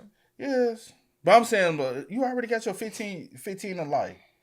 And she go. I feel like she. But the only way you getting up out of that mouth is you gonna have to own it. Yeah, like that's that'll the be the only way she's gonna be able to get out. It's gonna be like her hands gonna be forced, and she will have no other choice. I don't know why her lawyer is not informing her of that. Yeah. Like the only way the parole board is ever gonna let you out is say, "Hey, I admit to it. I am regretful. I'm remorseful. Like you have to throw yourself even mercy to the parole board. Yeah. Other than that, she's never getting out. For me, that's planned. So then, like, I try to think that, like, damn, maybe there's, like, something good for me planned. Maybe, like, this is all a part of my story, and then I'm going to write my book when I get out of here and shit. There's another phone call where during the trial, like I said, they were not very excited about media coverage as they are with the Kim Kardashian phone call. And Mackenzie is just ranting about, like, why are people talking about me? And Natalie says, who knows? I mean, is the world that bored? Mackenzie says, yeah, but why is it making, like, what's so, like, I don't even know. Who knows? That's what I mean. I mean, is the world that bored? Well, there's nothing, like, important going on, like hunger or something like that. I know, exactly. Which is also interesting. The whole, is the world really that bored is an interesting take because it feels like it's coming from the perspective of why is the world so focused on Mackenzie when that's not the case. The world is focused on Dom and Davion being killed, and it just happens to include Mackenzie purely because she's the one convicted, or at least on trial at this point, of killing them. It feels oddly self-centered. Natalie reassures her. But there's a lot of people that are, like, talking and they have your back in all the comment threads, too, so, like, that's kind of nice. Another phone call between Mackenzie and Natalie. This is, like, soon after the verdict is announced. The judge finds Mackenzie guilty, and Mackenzie says, I'm literally in shock. That was the last thing I expected to happen. This is probably the most emotional phone call. And she sounds like very distraught. This is just crazy. I don't understand how they could just be like, yeah, she wanted that to happen. No, like they're all zooming in on my face and shit. And then they're getting to like handcuffing me and shit. Mackenzie asks her mom, why would they keep me alive if they want me to be in jail?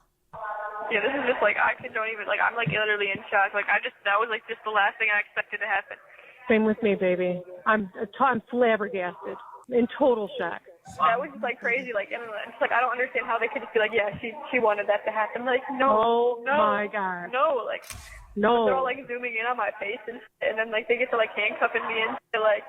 Exactly. Don't worry. Honestly, I think even with her crying right there, it wasn't crying because it was like, y'all really did that to me. I really have to go crazy. It's all about her. Yeah. Yeah. Zooming in on my face and then like they get to like handcuffing me and like. Exactly. Don't worry. I know. So embarrassing. Like I just didn't. I'm so sorry, Kenzie. This is gonna make me cry, but you're alive. Okay. You're alive. Why would they do that? Why would they keep me alive if they want me to be in jail? Because we don't know what your story is. Your story isn't done yet. It's just beginning. Who knows what the future holds for you? Who knows what the reason is? But there's a reason. Okay. We just got to get through this journey. Keep praying, baby, and just know that everything happens for a reason. And who knows, this may have saved you from something. I don't know, but that was craziness. And we've already begun fighting. Interestingly enough, in one phone call, Steve jumps in and and it seems like Steve is out of these phone calls because he literally cannot hold his tongue, which is evident through his interviews. Yeah. Right. But he does jump in one and he says, I'm angry for you, baby. I'm just letting you know I'm angry. Every waking second that I'm thinking is about you. That is all I'm thinking about. Every waking second that I'm thinking is about you. That's all I'm thinking about. I just want to let you know I love you so much, and I cannot believe you are being put through this. So this is, I hope karma comes back and bites everybody that's against you in the ass so hard that they all disappear. If I had a magic wand, I wouldn't go back and help Davion first. I'd make everybody else disappear. I'd click my fingers and everybody would disappear. That's how angry I am. I heard. Did I hear what I hear? Oh, right there. You are being put through this. So this is, I hope karma comes back and bites everybody that's against you in the ass so hard that they all disappear. If I had a magic wand, I wouldn't go back and help Davion first. I'd make everybody else disappear. I'd click my. If I had a magic wand. If I had a magic wand, I wouldn't go back and help Davion first. What? I wouldn't go back and help Davion. Okay. Wand, I wouldn't go back and help Davion first. I'd make everybody else disappear. I'd click my fingers and everybody would disappear. That's how angry I am. They screwed you so bad Okay, I gotta go. Bye. I love you. I love you, Dad, so much. You. I love you. I'm on your side, 100%. And I know you do this on purpose. So I don't know if he's saying like he would help Davion first, or if he would make everyone disappear. What does that mean? He says, I click my fingers and everybody would disappear. That's what I would do. That's how angry I am. They screwed you so bad. Wait. He said he want to go back in time. If he had a magic Save wand, and Davion he says, first? I wouldn't go back and help Davion first. I wouldn't go back. Yeah, to help that's Davion what first? he says. But he's also like very like doesn't make any sense. Yeah. I will make everyone disappear. Yeah, so I because, think like he's like I hate everybody. Yeah, I think maybe in the past he might have. This is just me taking from this statement and trying to see what that means. Maybe he's said in the past like I would go back and I would first help Davion, but they're very upset about Davion's family's victim statements. So maybe he's saying, "Oh, after this, like now I'm so mad." I wouldn't go back. Yeah. And save him. I would just make everybody disappear. It's interesting, but Mackenzie reiterates in a phone call with her mom. No, it's not. But like this time, it's like they're saying I did it on purpose. So she's like upset that all the news is saying that she did it on purpose. Now this time it's saying that like making the whole world know that they just think I did it on purpose. Well, I'm found guilty of doing it on purpose when I fucking didn't do it on purpose. I know. I didn't even do it on accident. It wasn't even anything. I don't even fucking know what happened. I know. What does that mean? If you didn't do it on purpose, it would have had to have been an accident. Like, I'm confused. What do you mean you did nothing? Like, how does that even make sense? You're the one driving. Even if you suffered from a medical emergency, it would still be an accident. It just feels like a lack of self-reflection. Yeah. Mackenzie encourages her mom to make some sort of Free Mackenzie Facebook page, which Rosie told us that the Shirillas are not running, but there are extensive phone calls where Mackenzie keeps encouraging her mom to make a Facebook page about it. You should really make a Facebook page where it's like talking about how this is all wrong. Natalie informs her, Kenzie, stop talking on the phone right now about these things. You can't talk on the phone. We have to talk in person. You should really make a Facebook page. Because I was wondering, I was like, well, if y'all don't talk on the phone, how would y'all? But yeah, in-person interview would be better in a situation like this. Well, not interview, conversation. Because those are not being technically recorded. Yeah. Because they don't do over the thing anymore. It'll be a sit down, so you can have a more personal conversation to relate things. But I was going to say, if in paper form, they open your mail and read it word for word and over the phone. So they know so if it's by paper or over the phone, they know what you're talking about. The only time they don't know is when you come in for like visitation. Yeah, face to face. Where it's like talking about how like this is just wrong and like. Kenzie, stop talking on the phone right now about things. You can't talk on the phone. We have to talk in person. And again, that's not me insinuating that they run the Facebook page. I have no idea who runs the Facebook page, but there was just a lot of conversations where Mackenzie tells Natalie to run a Facebook page, and lo and behold, there's a Facebook page. When you get charged, what the judge is looking for is like remorse. Yeah. Like you are sorry, you see where you fucked up, but everything they're doing and the parents are doing on top of it's only making this worse. Yeah. This is never going to work out, even in the long run. The parents are still babying her, enabling her. That's what Davion's parents said.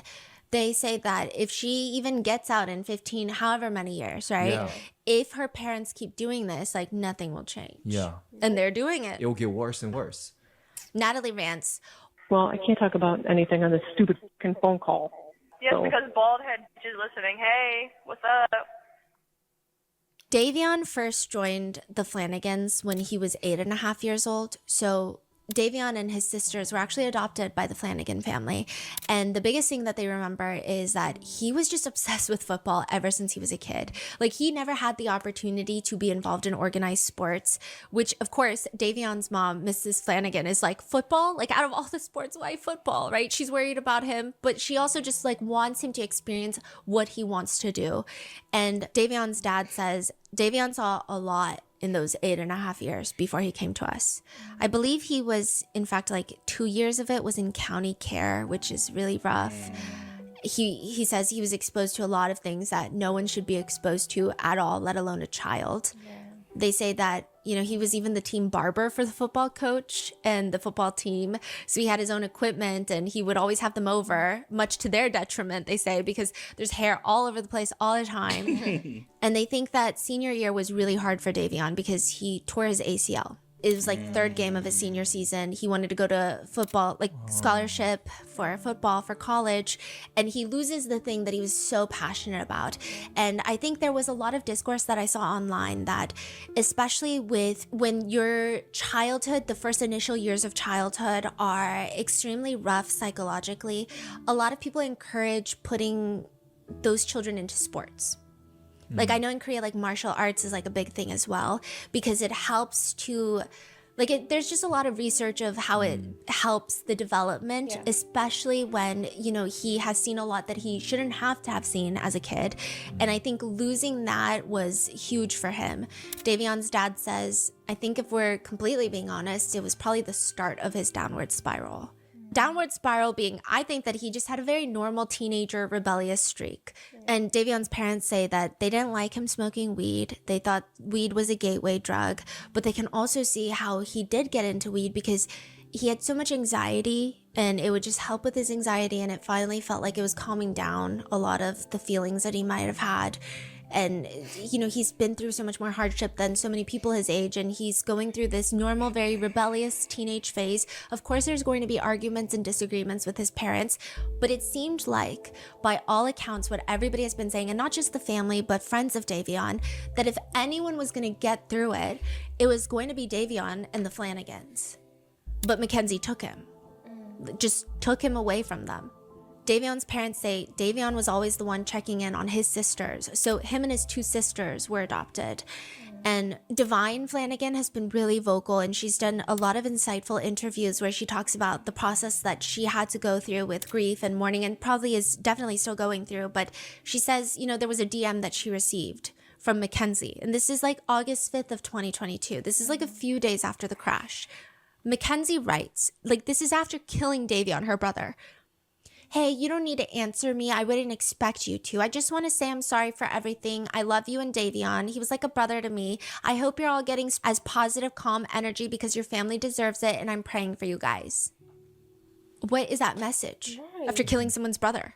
Davion's mom tells the judge, I want to share a small part of what we lost July 31st, 2022. My son Davion is and always will be so much more than cargo. He was precious. He was an amazing soul with a heart of gold. He gave to the world what he wanted most in his life, which was love. The kind of love that would rescue a friend in the middle of the night, no questions asked. The kind that would protect others and honor them. He made friends easily with his infectious smile. He was gifted athlete. My son did not have a clique of friends, but instead he was a friend of all. Davion made sure that everyone that crossed his path knew that he truly saw them, that he valued them, and that they were worth his time. And typically, I mean, this sounds like something that a lot of mothers would say about their children, but after going through this massive FOIA request on this file, things are not edited to look beneficial to anyone, even the victims. I mean, this really is like a spot-on description of Davion. He had friends like everywhere, and all of them are coming to the police trying to ask, like, how can we help? Here's what we found, like, we're investigating. People are going out of their way to express how much of an impact that he had on them, and I don't think they were doing that intentionally. I think it was just like they couldn't help it because they're going through that grief. Davion's mom continues, Davion was adopted with his sisters from foster care. They're biological siblings. We were honored to be chosen to, or to have, been chosen to be their parents. They're forever family, and I'm devastated by the loss of Davion. The world lost a truly special man. My girls lost their best friend, their protector, the one and only trusted family that has been by their side from day one. He alone understands the pain and loss that they have gone through and was always there for them. This fact alone breaks my heart for my girls and my family. So many dreams shattered, a future stolen. We will never get to see the amazing man that he surely was to become. His life was precious, like I said. He was so much more than cargo. Davion's parents are very religious, and I do think that there was a part included where Davion's mom is talking about religion and how Mackenzie should repent. Davion's sister, Divine, tells the judge in part, I don't want this pain for anyone else. I don't want people to have to go through this. As an 18-year-old, I hate the fact that he was gone because someone decided to take his life. Now that Davion is gone, I feel stuck. I feel as if I can't move forward. I feel lost. He was the only one who picked me up when I fell. He was my best friend and the only person that stayed with me since I was born. This is a recorded phone call of Mackenzie and Natalie talking about Davion's family's impact statements. Mackenzie says on the recorded jail line, and when Davion's mom said, I hope Kenzie can repent and weird ass shit, like that was weird as fuck. Natalie says, I do feel bad for Divine, obviously. I do too. That's what Mackenzie says. And like what Davion's mom said, I hope Kenzie can like repent and like weird ass shit. Like that was weird as fuck. I was like, what are you? Feel bad. I do feel bad for Divine, obviously, 100%. I do too. Totally. So in Divine's impact statement, she's talking about how it feels like Mackenzie has no remorse. It feels like she doesn't care. And like even before the jail calls, it's like she went out for Halloween. She went out to the Kid Cudi concert. Like it's very clear she just does whatever she wants. But they start talking about Divine and what she said. And Mackenzie says, Divine said something along the lines of Mackenzie always has the easy way out. Mackenzie says, you don't even know me, so what the fuck do you mean easy way out? That's what I'm saying. You don't even know me, so like, what the fuck do you mean the easy way out? Because I never even hung out with you ever. Like, what the fuck is the easy way out? I don't even understand what that means. I love how everybody knows exactly what went on in this house at all times of the day. Our house? Yeah, because, you know, you were never disciplined. There was never consequences. There was no anything. You always had the what are easy they way out. You know what? Just people like that. Just internet trolls. They don't even know us. Natalie rants about the internet trolls, saying, quote, the internet trolls are evil and vile, and anyone saying anything positive is going to be attacked. There's no sense in doing that. They're evil, disgusting people. In a separate call, Natalie says, I wish I could talk to you in private. There's some shit being posted online. Your mind will be blown. There's sheep who believe everything that they read. There's sheep who believe with everything that they read or hear and read on social media. And then there's smart people who know better. That's why I hate the internet. I hate social media. Ignorant people. Natalie reassures Mackenzie, people that know you know that this is bullshit. People that don't know you are ignorant and they're talking out of their ass. Christine Russo gives her impact statement to the judge, and she says, no one wanted this to be a murder. No one wanted to punish Mackenzie Shirilla for this accident, but this was not a car accident. The evidence and science prove that Mackenzie Shirilla murdered my son, Dominic, as well as Davion. We all know what happened in that car that day. What we don't know is why. I wish I could change this every day. I lost 3 children in that crash. Not a minute goes by each day that I don't think about my son as well as Davion. My heart is forever broken. The cries heard from the Shirilla family and friends after the verdict are nothing more than a lack of remorse. Mackenzie Shirilla had a choice. Dom and Davion did not. Mackenzie is in the back of the courtroom and she's shaking her head while crying. We're all left here to mourn. Mackenzie is going to prison because you did this. Be thankful that you're still alive and have a future, whatever that may be. Dom and Davion were robbed of their futures, their hopes, and their dreams. Mackenzie showed no mercy on Dom, nor did she on Davion. Only God at this time can have mercy on her soul.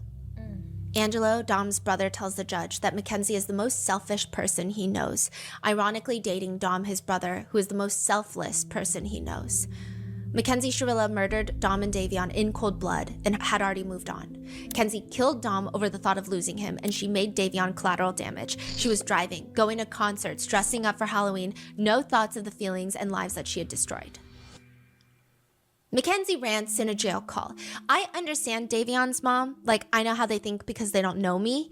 But it's like what Mrs. Russo and Angelo said, that was just crazy. Oh my gosh, Kenzie, look, don't you think on it 1 second. I just don't know why, like, it's just, like, it wasn't even, like, I understand, like, Davion's mom, like, and how they think, because they don't know me. But it's like what Miss Russo and Angelo said. That was just, like, crazy. Oh, my gosh, Kenzie, look, don't you think on it 1 second.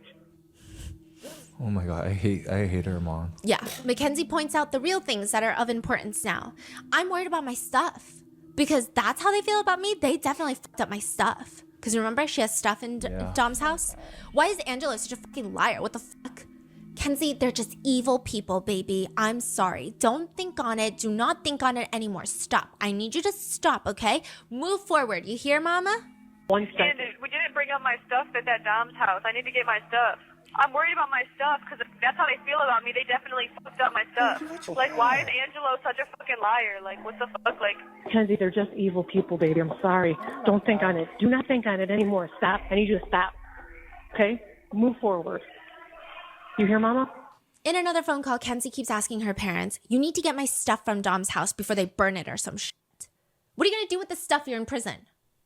In another call, Natalie feels like someone is finally on her side about something, and she says, oh, speaking of that, somebody was online saying how, there was no parental supervision with you and stuff. This was a party house, and I just let people have all kinds of parties here and everything. And finally, the neighbor across the street, she was like, you guys don't know what you're talking about. They're a wonderful family. They're very nice, and I live across the street. There were never parties over there. I don't know what you guys are talking about. Don't believe everything you hear. Yeah, well, all those people are just talking out of their ass. But are they? Natalie Sharilla also pleads with the judge in court before sentencing. And she's like wearing a tank top. It's the craziest thing. Like everyone, like people that are kids. I mean, Divine, I don't know if she was 18 no, I think she was younger than 18 at the time. Everyone showed up to court with, like, the decorum is there. Mm-hmm. Natalie's wearing a tank top. I understand clothing can get expensive, but if you're ever going to borrow a blazer, go buy a blazer and then return it, like, today is the day. Yeah, this is your daughter's. Yeah, life. Yeah. She says, my name is Natalie Sharilla. I just want to say, am I allowed to address them at all? And she kind of turns to Dom and Davion's families. I guess the judge gives her the okay. I just want to say to the families that I'm broken, sad, and lost, and my heart hurts for everyone, okay? Huh? She says, okay. I just want to say to the families that I'm broken, sad, and lost, and my heart hurts for everyone, okay? Davion was her new friend, and Dom was the love of her life, and he was part of our family, okay? I'm just so sorry that this happened, and we're heartbroken. Okay. So it's almost like she's like, okay, check. Say sorry to them. Okay. Did you hear me? Okay. Mm-hmm. Okay. And then, Your Honor, this was a terrible, tragic nightmare accident to have happened that she has no memory of. Or this is too much like this. See, it's too much. They told me to say this. Okay. No emotion, nothing. It doesn't feel genuine. It's not authentic. You know the saying, what comes from the heart reaches the heart. What comes from the but heart that didn't come from the heart not at all. So it reached not now a single person. No. Only person it reached was your devilish daughter. And your soulless ass husband. Outside of that, it reached not one single person. Nope. Because we all know, did you even write it? Or did the lawyer help you words? I don't know, but her recently new friend Davion, okay? Okay. Come on. The love of her life that was part of our family, okay? Like, what? It's so disrespectful, bro. Nobody want to hear that bull crap. And she will never emotionally or physically recover from it. She almost died too, and we're asking that you please not run the sentences consecutive. So that was a huge thing. If it's 15 years consecutive, she would need 30 years before the option of parole. I believe she needed to have parole as an option because she was 17, even though she's tried as an adult. Yeah. And she does like the prayer hands. She's like, this is why we ask, do not run the sentences consecutive. She stopped saying okay after addressing the family? Yeah. Dom was family and we all loved each other. That morning of the accident, she called. So now she's like using this time to clarify shit. Remember how Dom's mom was like, when I called, she was so upset about Facebook. Do you remember? Yeah. She called. I got a call that there was a car accident. So I went to the hospital and I didn't even know who was in the car. The names had not been confirmed yet. And I was like, I'm going to cry because I missed him so much. We loved him so much. So I called Dom over and over again, praying that he was going to answer the phone. And he didn't answer the phone. So then I tried to call his mom and she didn't answer the phone either. And still didn't know who was in the car. I didn't know if she was alive. I didn't know what was happening. So then when we were in the waiting room and then his mom ended up, she did call me. So I answered the phone and I was like, oh my God, I don't even know who was in the car. Like, what's happening? Was that Dom? And she said, what do you mean? My son is dead. And I was like, I'm so sorry. And then she said something like, and now I have to wait until your kid's out of the hospital. And then I didn't hear the rest. I guess this is her trying to share her side of the story, but like such a weird, odd way to spend time talking to the judge. She says, we loved him so much. I hung up the phone. I did not talk about social media. I didn't even know what was going on yet. Okay, so then that was it. What? Yeah, she's trying to defend her own character right now. Like she's like, I didn't say social media. Yeah, and then she brings up the whole modeling post. Right, that was like a day after. Modeling post response. Yes, in the hospital. Wow, this is mind blowing. Yeah. I've never seen this happen before. Shit. She's like trying to clear her name. Yeah. Usually when not even her daughter's name. No, and usually when I say, "Oh, this was like the shittiest impact statement from a defendant's parent," it's because it's short and generic. Like, please have mercy on my kid, right? But this is like the shittiest of the shittiest I've ever seen. In the hospital, that Vitality post, I commented on that because somebody called her a murderer and she's not a murderer. She just got convicted of murder, right? So what? She didn't even have her phone at that point because the police still had it, okay? I jumped on and I was like, she's not a murderer. She's more sad than her, than most of the people commenting. She's been trying to get in touch with you. I mean, at that point, it was just an accident. So I commented on her behalf, not because of the modeling opportunity. Who cares about that? I don't want them to refer to her as a murderer, okay? I don't even know that comment got on the phone, because the police still had her device and she could not access her phone or social media. That's why I did it. I had called them asking if they could shut down social media because people were calling her a murderer and making death threats and organizing groups to take her out when she got out of the hospital and stuff. Yeah, Natalie. They'll just shut down social media to take care of your daughter. I'm sure Google, Meta, and Oracle would absolutely lose it all for your daughter. What better cause would there ever be? Natalie Shirilla does not know how to read the room. Mackenzie is like crying. She's so emotional during this. She's like, yes. I don't know if she feels vindicated, okay, but there's 2 officers in frame and they also both look just like confused. This is during like the live stream of the verdict and the sentencing. They're looking like they're a mixture of bored and fucking confused and like, what the fuck is this lady yapping about? They're just like, what? Natalie Shirilla continues. I didn't even want her phone. I don't care about her phone. I don't care about social media. I just wanted them to stop calling her a murderer. I just wanted them to stop calling her a murderer so that when she did come to, and she did come out of surgery, multiple surgeries, that she wouldn't see all these people calling her a murderer because she would never, ever, ever murder the love of her life. Okay? For Halloween, for 3 months after the accident, she would only wear his clothes. She would only eat the snacks he ate. She would only listen to the music he wrote, okay? Okay, she was laying in bed for 3 months crying. There was a shrine of him next to her with photos and things that he liked and this flower that lights up that he got her because, he wanted it to be fresh and alive forever. It's like a little beautiful flower. Okay. She's got this shrine of him next to her. So she was crying for 3 months. So her friends asked her if she wanted to go out to trick-or-treating or some Halloween, and it was at OU, Ohio University, and she didn't even want to go. She said, I don't know, should I go? She couldn't even walk yet, barely. So I told her, I said, baby, please go. It's Halloween. You've been laying for 3 months crying, only listening to his music. Please go have a moment of fun. A moment of fun. So we told her to go.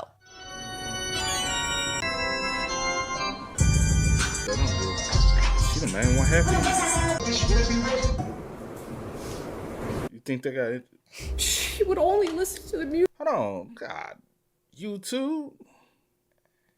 Does that look like anybody who's been moping around? Now I do understand, you know what I'm saying. People do go through things, and then afterwards, you know what I'm saying. Family do encourage them to go out and seek enjoyment. That does happen. But typically, you can still read the room and see that they're trying to force themselves to enjoy the time. They still kind of, Mackenzie, you won't get that from them. These posts. These aren't Halloween of last year, so these would be post-crash, just before she was charged in November. My husband drove her. I brought her back home. She just needed a second of fun from losing her whole world. So this was us. We told her to go. And that concert she went to with Dom's cousin, the Kid Cudi concert. Abby, they picked her up, they brought her there. That was Mackenzie and Dom and Abby all decided to go to this concert together. And that was for Dom. Everything she did after the accident was either in honor of him, to be close to him, or just to be by him any way that she can. She's devastated and tragic, and he was the air that she breathes, okay? And they went with his cousin. We spent all kinds of time with him after the accident, and what was the other thing? It was so shocking, the judge interrupts her. I'm hearing an awful lot about your daughter. I'm not hearing very much about the 2 dead people. Dom, okay, I'm asking you for leniency because this was a tragic accident that she does not remember. And Davion, he's a new friend. I'm so sorry. What does that mean? His life is worthless? The judge asks. That's what it's... No. God, no. Not at all. They all loved each other. They all spent every day together. You know what I mean? I don't know too much. Isn't that part of the problem, Mrs. Shirilla? Sorry? Isn't that part of the problem that they all trusted each other? It's not a problem at all. It's wonderful. how they all ended up in the car together until 2 of them ended up dead? I understand what it looks like. I'm saying this was a tragedy. That's the problem. Her parents, again, are the problem. Mom is, honestly, we're looking at 2 individuals, honestly, possibly should never even had kids. They're not even mentally prepared to, you know? The mom sitting up there, you have no remorse for any other kids. No. You're not. I've never seen a parent not be remorseful for another child, because then they would think that could have been my child. And so I know how I will feel if that was my child, so I could be sympathetic for somebody else. I don't have kids, but I do feel sympathy for other kids, when other parents, when their kids, no matter what, I can sympathize. Because also I can reflect back to how I was when I was that age. Yeah. So I automatically draw sympathy. I work with kids. And I was, even with the worst kids that people deemed are the bad kids, I don't want to deal with them. The ones that people deem. I said that they deem are the worst ones. Yeah. Nah, I'm not saying they're worse. Yeah. I told them, send them my way. Like, if they bad as hell, send them my way. You know why? Because I was always labeled the badass kid. So I was like, hey, send them my way.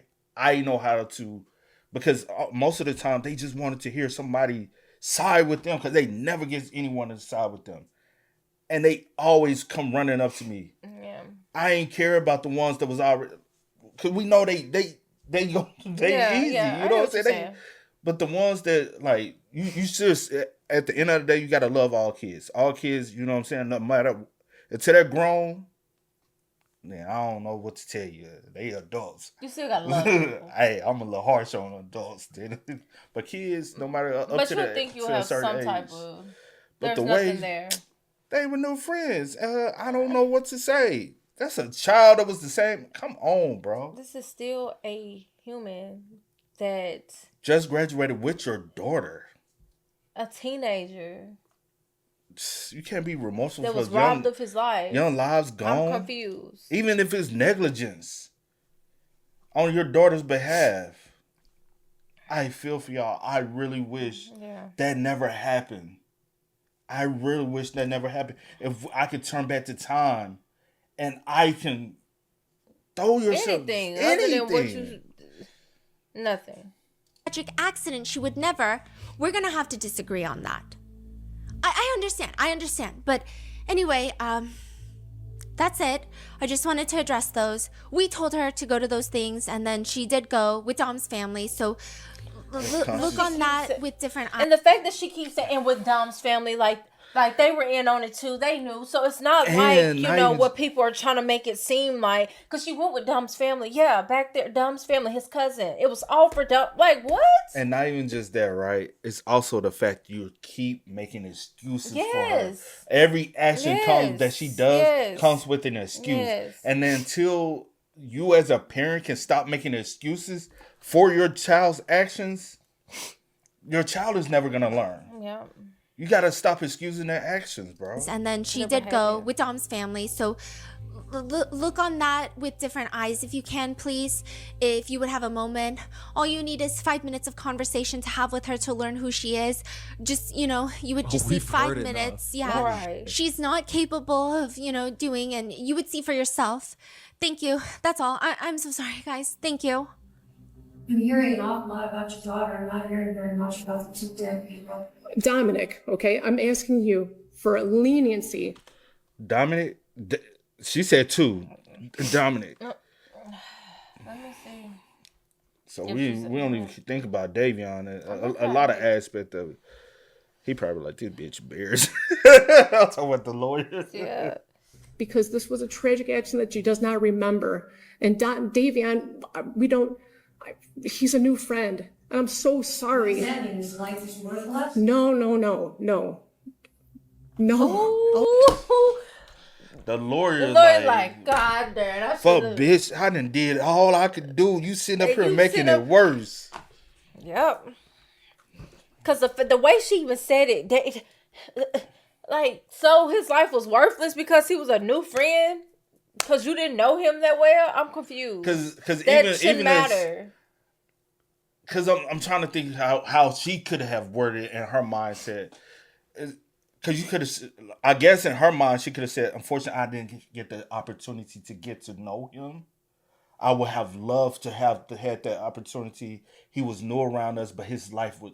I don't know, because I wouldn't have even got up there and said anything like that. I'm just trying to see how she could have worded it correctly in her mindset, but honestly, she done did. She's so out of touch. That means life is worthless? No. All you would need is 5 minutes of a conversation to have with her to learn who she is. I'm so sorry, guys.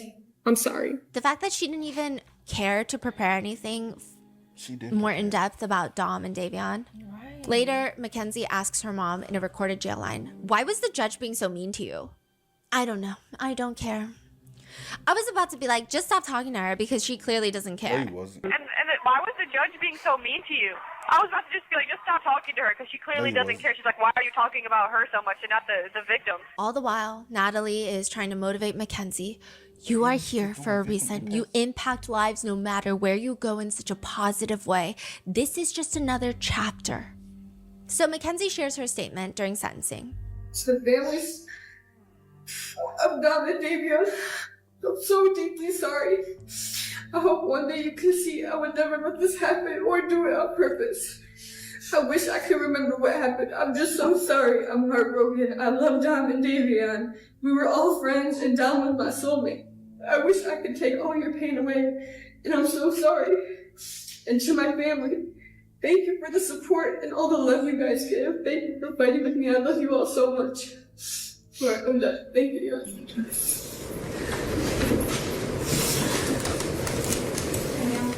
I mean, she was emotional. It comes off as she's trying to forcefully make herself cry or forcefully show emotions for the victims. When I think she's only emotional with the fact that she's trying to see how long she's gonna get. But I felt no remorse for the victims. Like for real. No, like true remorse. And I feel like she's just up there trying to forcefully cry. We've seen it time and time again, so we know what it looks like. And that's what it appears to be from her. I don't know. Emotional during it, but I think a lot of the emotion was just for herself because it's sentencing. And this is a little bit different from the speech she was brainstorming with her mom on the phone on the recorded jail lines. Because in that one, she says, "You can see I would never let this happen or do it on purpose. I'm just heartbroken. I wish I could take all your pain away. Long live the boys. And to my family and support, I thank you. I thank you all for seeing the real under all these lies." Her lawyer said, you ain't finna say the boys. Thank you for seeing the real under all these lies. Like, girl, what? Yeah, her lawyer said, Them tears are only for Mackenzie. Yeah. That's it. That's a show. Thank you for nonstop fighting for me and all the love and support. I love you all so much. I pray one day people won't see me as a monster they're making me out to be. Thank you. This was the first draft? Yeah. I would never let this happen or do it on purpose. I am just heartbroken. I wish I could take all your pain away. Long live the boys. To my family and support, I thank you all for seeing the real under all these lies. Thank you for nonstop fighting for me and all the love and support. I love you all. And then I pray one day people won't see me as this monster they are making me out to be. Makes she sense. spent more time talking about her quote-unquote supporter. Yeah, it makes sense that her attorney would just delete all of that. Okay? I don't really think Mackenzie understands the full scope of what's happened. In one conversation from jail, Mackenzie says she's got some sort of message from someone named Benjamin Harper. She's worried that this is Davion's neighbor. And she tells her mom, "I'm nervous for him to message me. They're about to send me some hate mail and shit." Natalie tells her, "Just block it." "No, it's okay. I'm gonna reply. I want them to send messages like that." I want them to send me messages like that. Like, bitch, I don't give a fuck. Like, I know what I did. I know what I didn't do. The only thing that I'm guilty of is driving. But how do you know that? I know what I did. I know what I didn't do. Stephanie, how do you know that? Because you said you don't remember. I don't. If you don't remember, I don't. What did you do? What didn't you do? What does that mean? If you don't remember what happened. Also, her lack of understanding reality is astonishing. In another phone call, she's talking to her mom about said sentencing. So this is right before sentencing. She's found guilty and she doesn't know how long she's going to be sentenced to. And she says, Like, I'm like about to like say I don't want to go to court, like type shit. When you don't have a choice. Like, what's the point of even having a court date? Like, I understand. Like, they already fucking is like they're just fucking me over. Like, what's the point of even going? Like, there's no point of even having court anymore. Just fucking give me a time and just tell me so we can appeal this shit. She gets sentenced to 15 years to life to be served concurrently, which means she will be eligible for parole in 15 years, though it seems highly unlikely. Even the judge says it's probably unlikely, right? But Mackenzie says to her mom in a jail call, but I'm surprised she only gave me like 15. But I'm surprised she only gave me... Oh, bitch! Wow. She should have gave you them cassette, yeah. Because she would have, after that 30, she would have paroled out. After that 30, she 100% would have paroled out. She's gonna, unfortunately, she is gonna get out. I know a lot of people, oh no, she's gonna do like, she is gonna get out one day. Don't know when, she will get out one day. Reason why, they will, eventually the parole will look at it as she was a minor when the accident happened. And they do not like minors to do their full life. But that doesn't mean she won't get out when she's in her 60s or when she's in her 70s. She will get out one day. She will be able to taste the freedom of air, go to a fast food restaurant or whatever she might decide to end up doing. But she won't get out after that 15 years. But who knows when she's going to get out, though, unfortunately. Now, if she was 18 when she had committed the crime, I would say definitely she wouldn't. But honestly, she should be thankful that she committed the crime 2 days prior. I'm saying she should, because she's... Like 15. Like, I thought she was going to give me like 85 years. No, I really did think it was either going to be death penalty or life in prison, no parole. Yeah. But she gave me 15 years and I do get parole. That's crazy as fuck. Davion's mom says, I'll be honest, we were That's a guilty person. That is a guilty person. That is a spit, like... That's a guilty person bragging. Who said... She is bragging. That's a guilty person bragging, bro. Back when we found out that the sentences were to run concurrently, we were taken aback. She is essentially serving the same sentence that she would have if only one of the boys had been in the car. Yep. It's very hard to stomach. Yep. Mackenzie's parents have stomachs of steel. They're trying to take this case to the Supreme Court. They did file an appeal. So after your conviction, you can file an appeal. They filed an appeal. It was rejected. They filed a second appeal, but they filed it 1 day late. So it has to be within the 365 days. But they filed it 1 day late, and they argued it was like confusing because of leap year. And everyone's like, what? The Shirillas state in interviews that they did not have a good defense, which is pretty par for the course for appeals, is to say that your attorneys did not represent you well enough. That's pretty standard. They state that they were almost bullied into a bench trial instead of a jury trial. Steve says if this was a jury trial instead of a bench trial, quote, she would have never been convicted. She'd be free today. She'd be going on with her life, but she'd be free. That's the truth. But to let you know, her lawyer, when asked her about a jury or a bench, she asked for a jury and he talked her out of it. And then he starts talking about the judge. He says, I mean, that ego.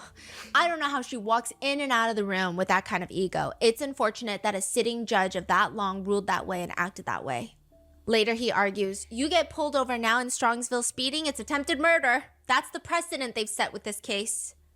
I'm just so shocked that they still have supporters. Yeah. I think the support comes from, I do think maybe the defense did do a good job and they didn't bring in a medical expert and they didn't rule out these world of possibilities. You know, and I think when it's not ruled out, and I think because people come in with probably the same feeling I have, which is our criminal justice system is not the best. So maybe it's like, but we can't because there are innocent people in jail. So we have to give some sort of leeway and thought. And I think they use that to their advantage because I'm lost. Yeah, but when the trial was happening, it seems like at some point they all agreed on a bench trial. I mean, they had to. Mackenzie had to agree on it. But even her parents. In one jail call, Natalie is saying, oh, and then one of my friends was like, you made the right decision with choosing a bench trial and stuff. And I'm like, well, it wasn't up to me, you know what I mean? But thank you. And that made me start crying. So whatever happened up to this point, Kenzie, is exactly that it's supposed to be. We just have to trust and put our faith in it, okay? So it seems like you like a bench trial. In another call, Mackenzie wordly asks her mom if she should have done a jury trial, to which Natalie says, no, because there's still other people that are like, I don't care that she did this and this and she should get the death penalty. That person doesn't know you. That's how some people are talking. Nope, you made the right choice. Regardless, they tried to take it up to the Supreme Court of Ohio, which they recently denied. Chief Justice of the Supreme Court of Ohio, Sharon Kennedy, refused to review Mackenzie's case, writing in a decision that she declines to accept jurisdiction of the appeal. She could petition to the U.S. Supreme Court on a federal level, but anything on a federal level is even more tedious and even more of a lengthy process than on a state level, and it's just... your odds of that are not worth the fees usually. Most likely her next big milestone is her first parole hearing that will be in 2037. And I know that Dom and Davion's families will most likely be attending, and I think they will be attending with a fire-burning passion to keep her behind bars. And I would think it would be a very long shot for her to be released on parole in 2037, which means if they reject her parole, she has to wait anywhere between 1 to 10 years. So like they tell you at your parole hearing, if you're denied, anywhere between 1 to 10 years. But the fact that she's young would probably make it less than 10. It has to legally be less than 10, but it could be 10. It could be 9. I or it just could be don't 1. see her changing, like the way that the parents are acting too. Same. Yeah.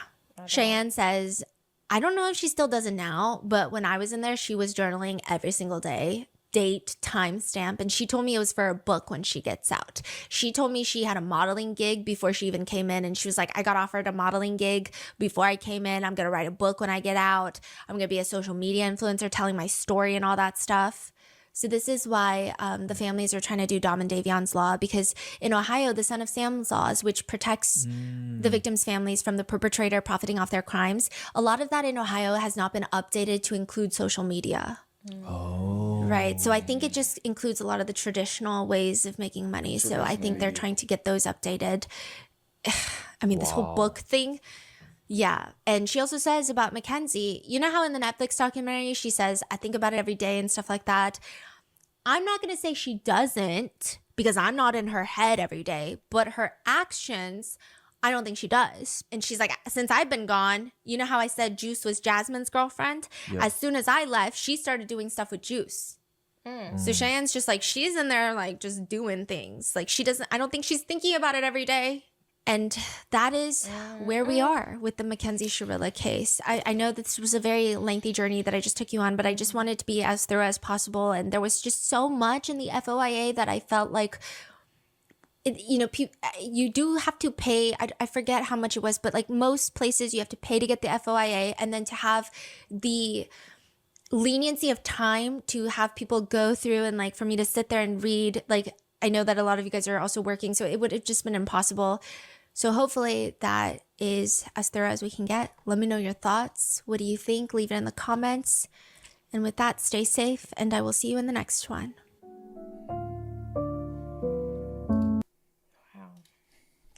But yeah, unfortunately, she will get out. I know that's for some people hard to want to see or stomach or accept. But the legal system is the legal system, and once you just see the legal system in so many ways, you just know how. You kind of start being able to kind of judge it to understand. Again, I know so many people who've gone through things, and do I necessarily always agree with the outcome, even if they're personal? No, I don't. I do read cases. I hear people's stories, and I try to read cases, and even some family members, I think sometimes their sentences is not handed out properly. I think they probably should be in there longer. Yeah. One case I can think of should have been in there way longer. Honestly, I would have gave life. Because in that situation, you thought you took a life. And in the manner of the crime, so. But this girl's so effed up in the head. Parents effed up in the head. And I don't think that she's going to change. Yeah. Because that's what I was telling you, like, her maturity, she's not maturing at all. She's trying to go in there and be the it girl. She's trying to eventually run the prison, trying to run the yard, thinking her looks gonna carry her. Unfortunately, I do see her possibly being attacked because she's too arrogant, and that typically things happen to those who act that way. Because you're gonna have somebody who's that bitch. She the shit. I'm gonna show her. Yeah. And unfortunately, things like that happens. Yeah. But y'all spam us up, man. Let us know y'all thoughts in the comments for us down below. But until next time, y'all know how it go, man. I do go by the name DJ New Kid. It says Sierra Nicole. We are. Kid and We are. Go and get it, ain't no time to kick it. Got a stack of flip for my foes. Dollar, dollar, dollar, dollar.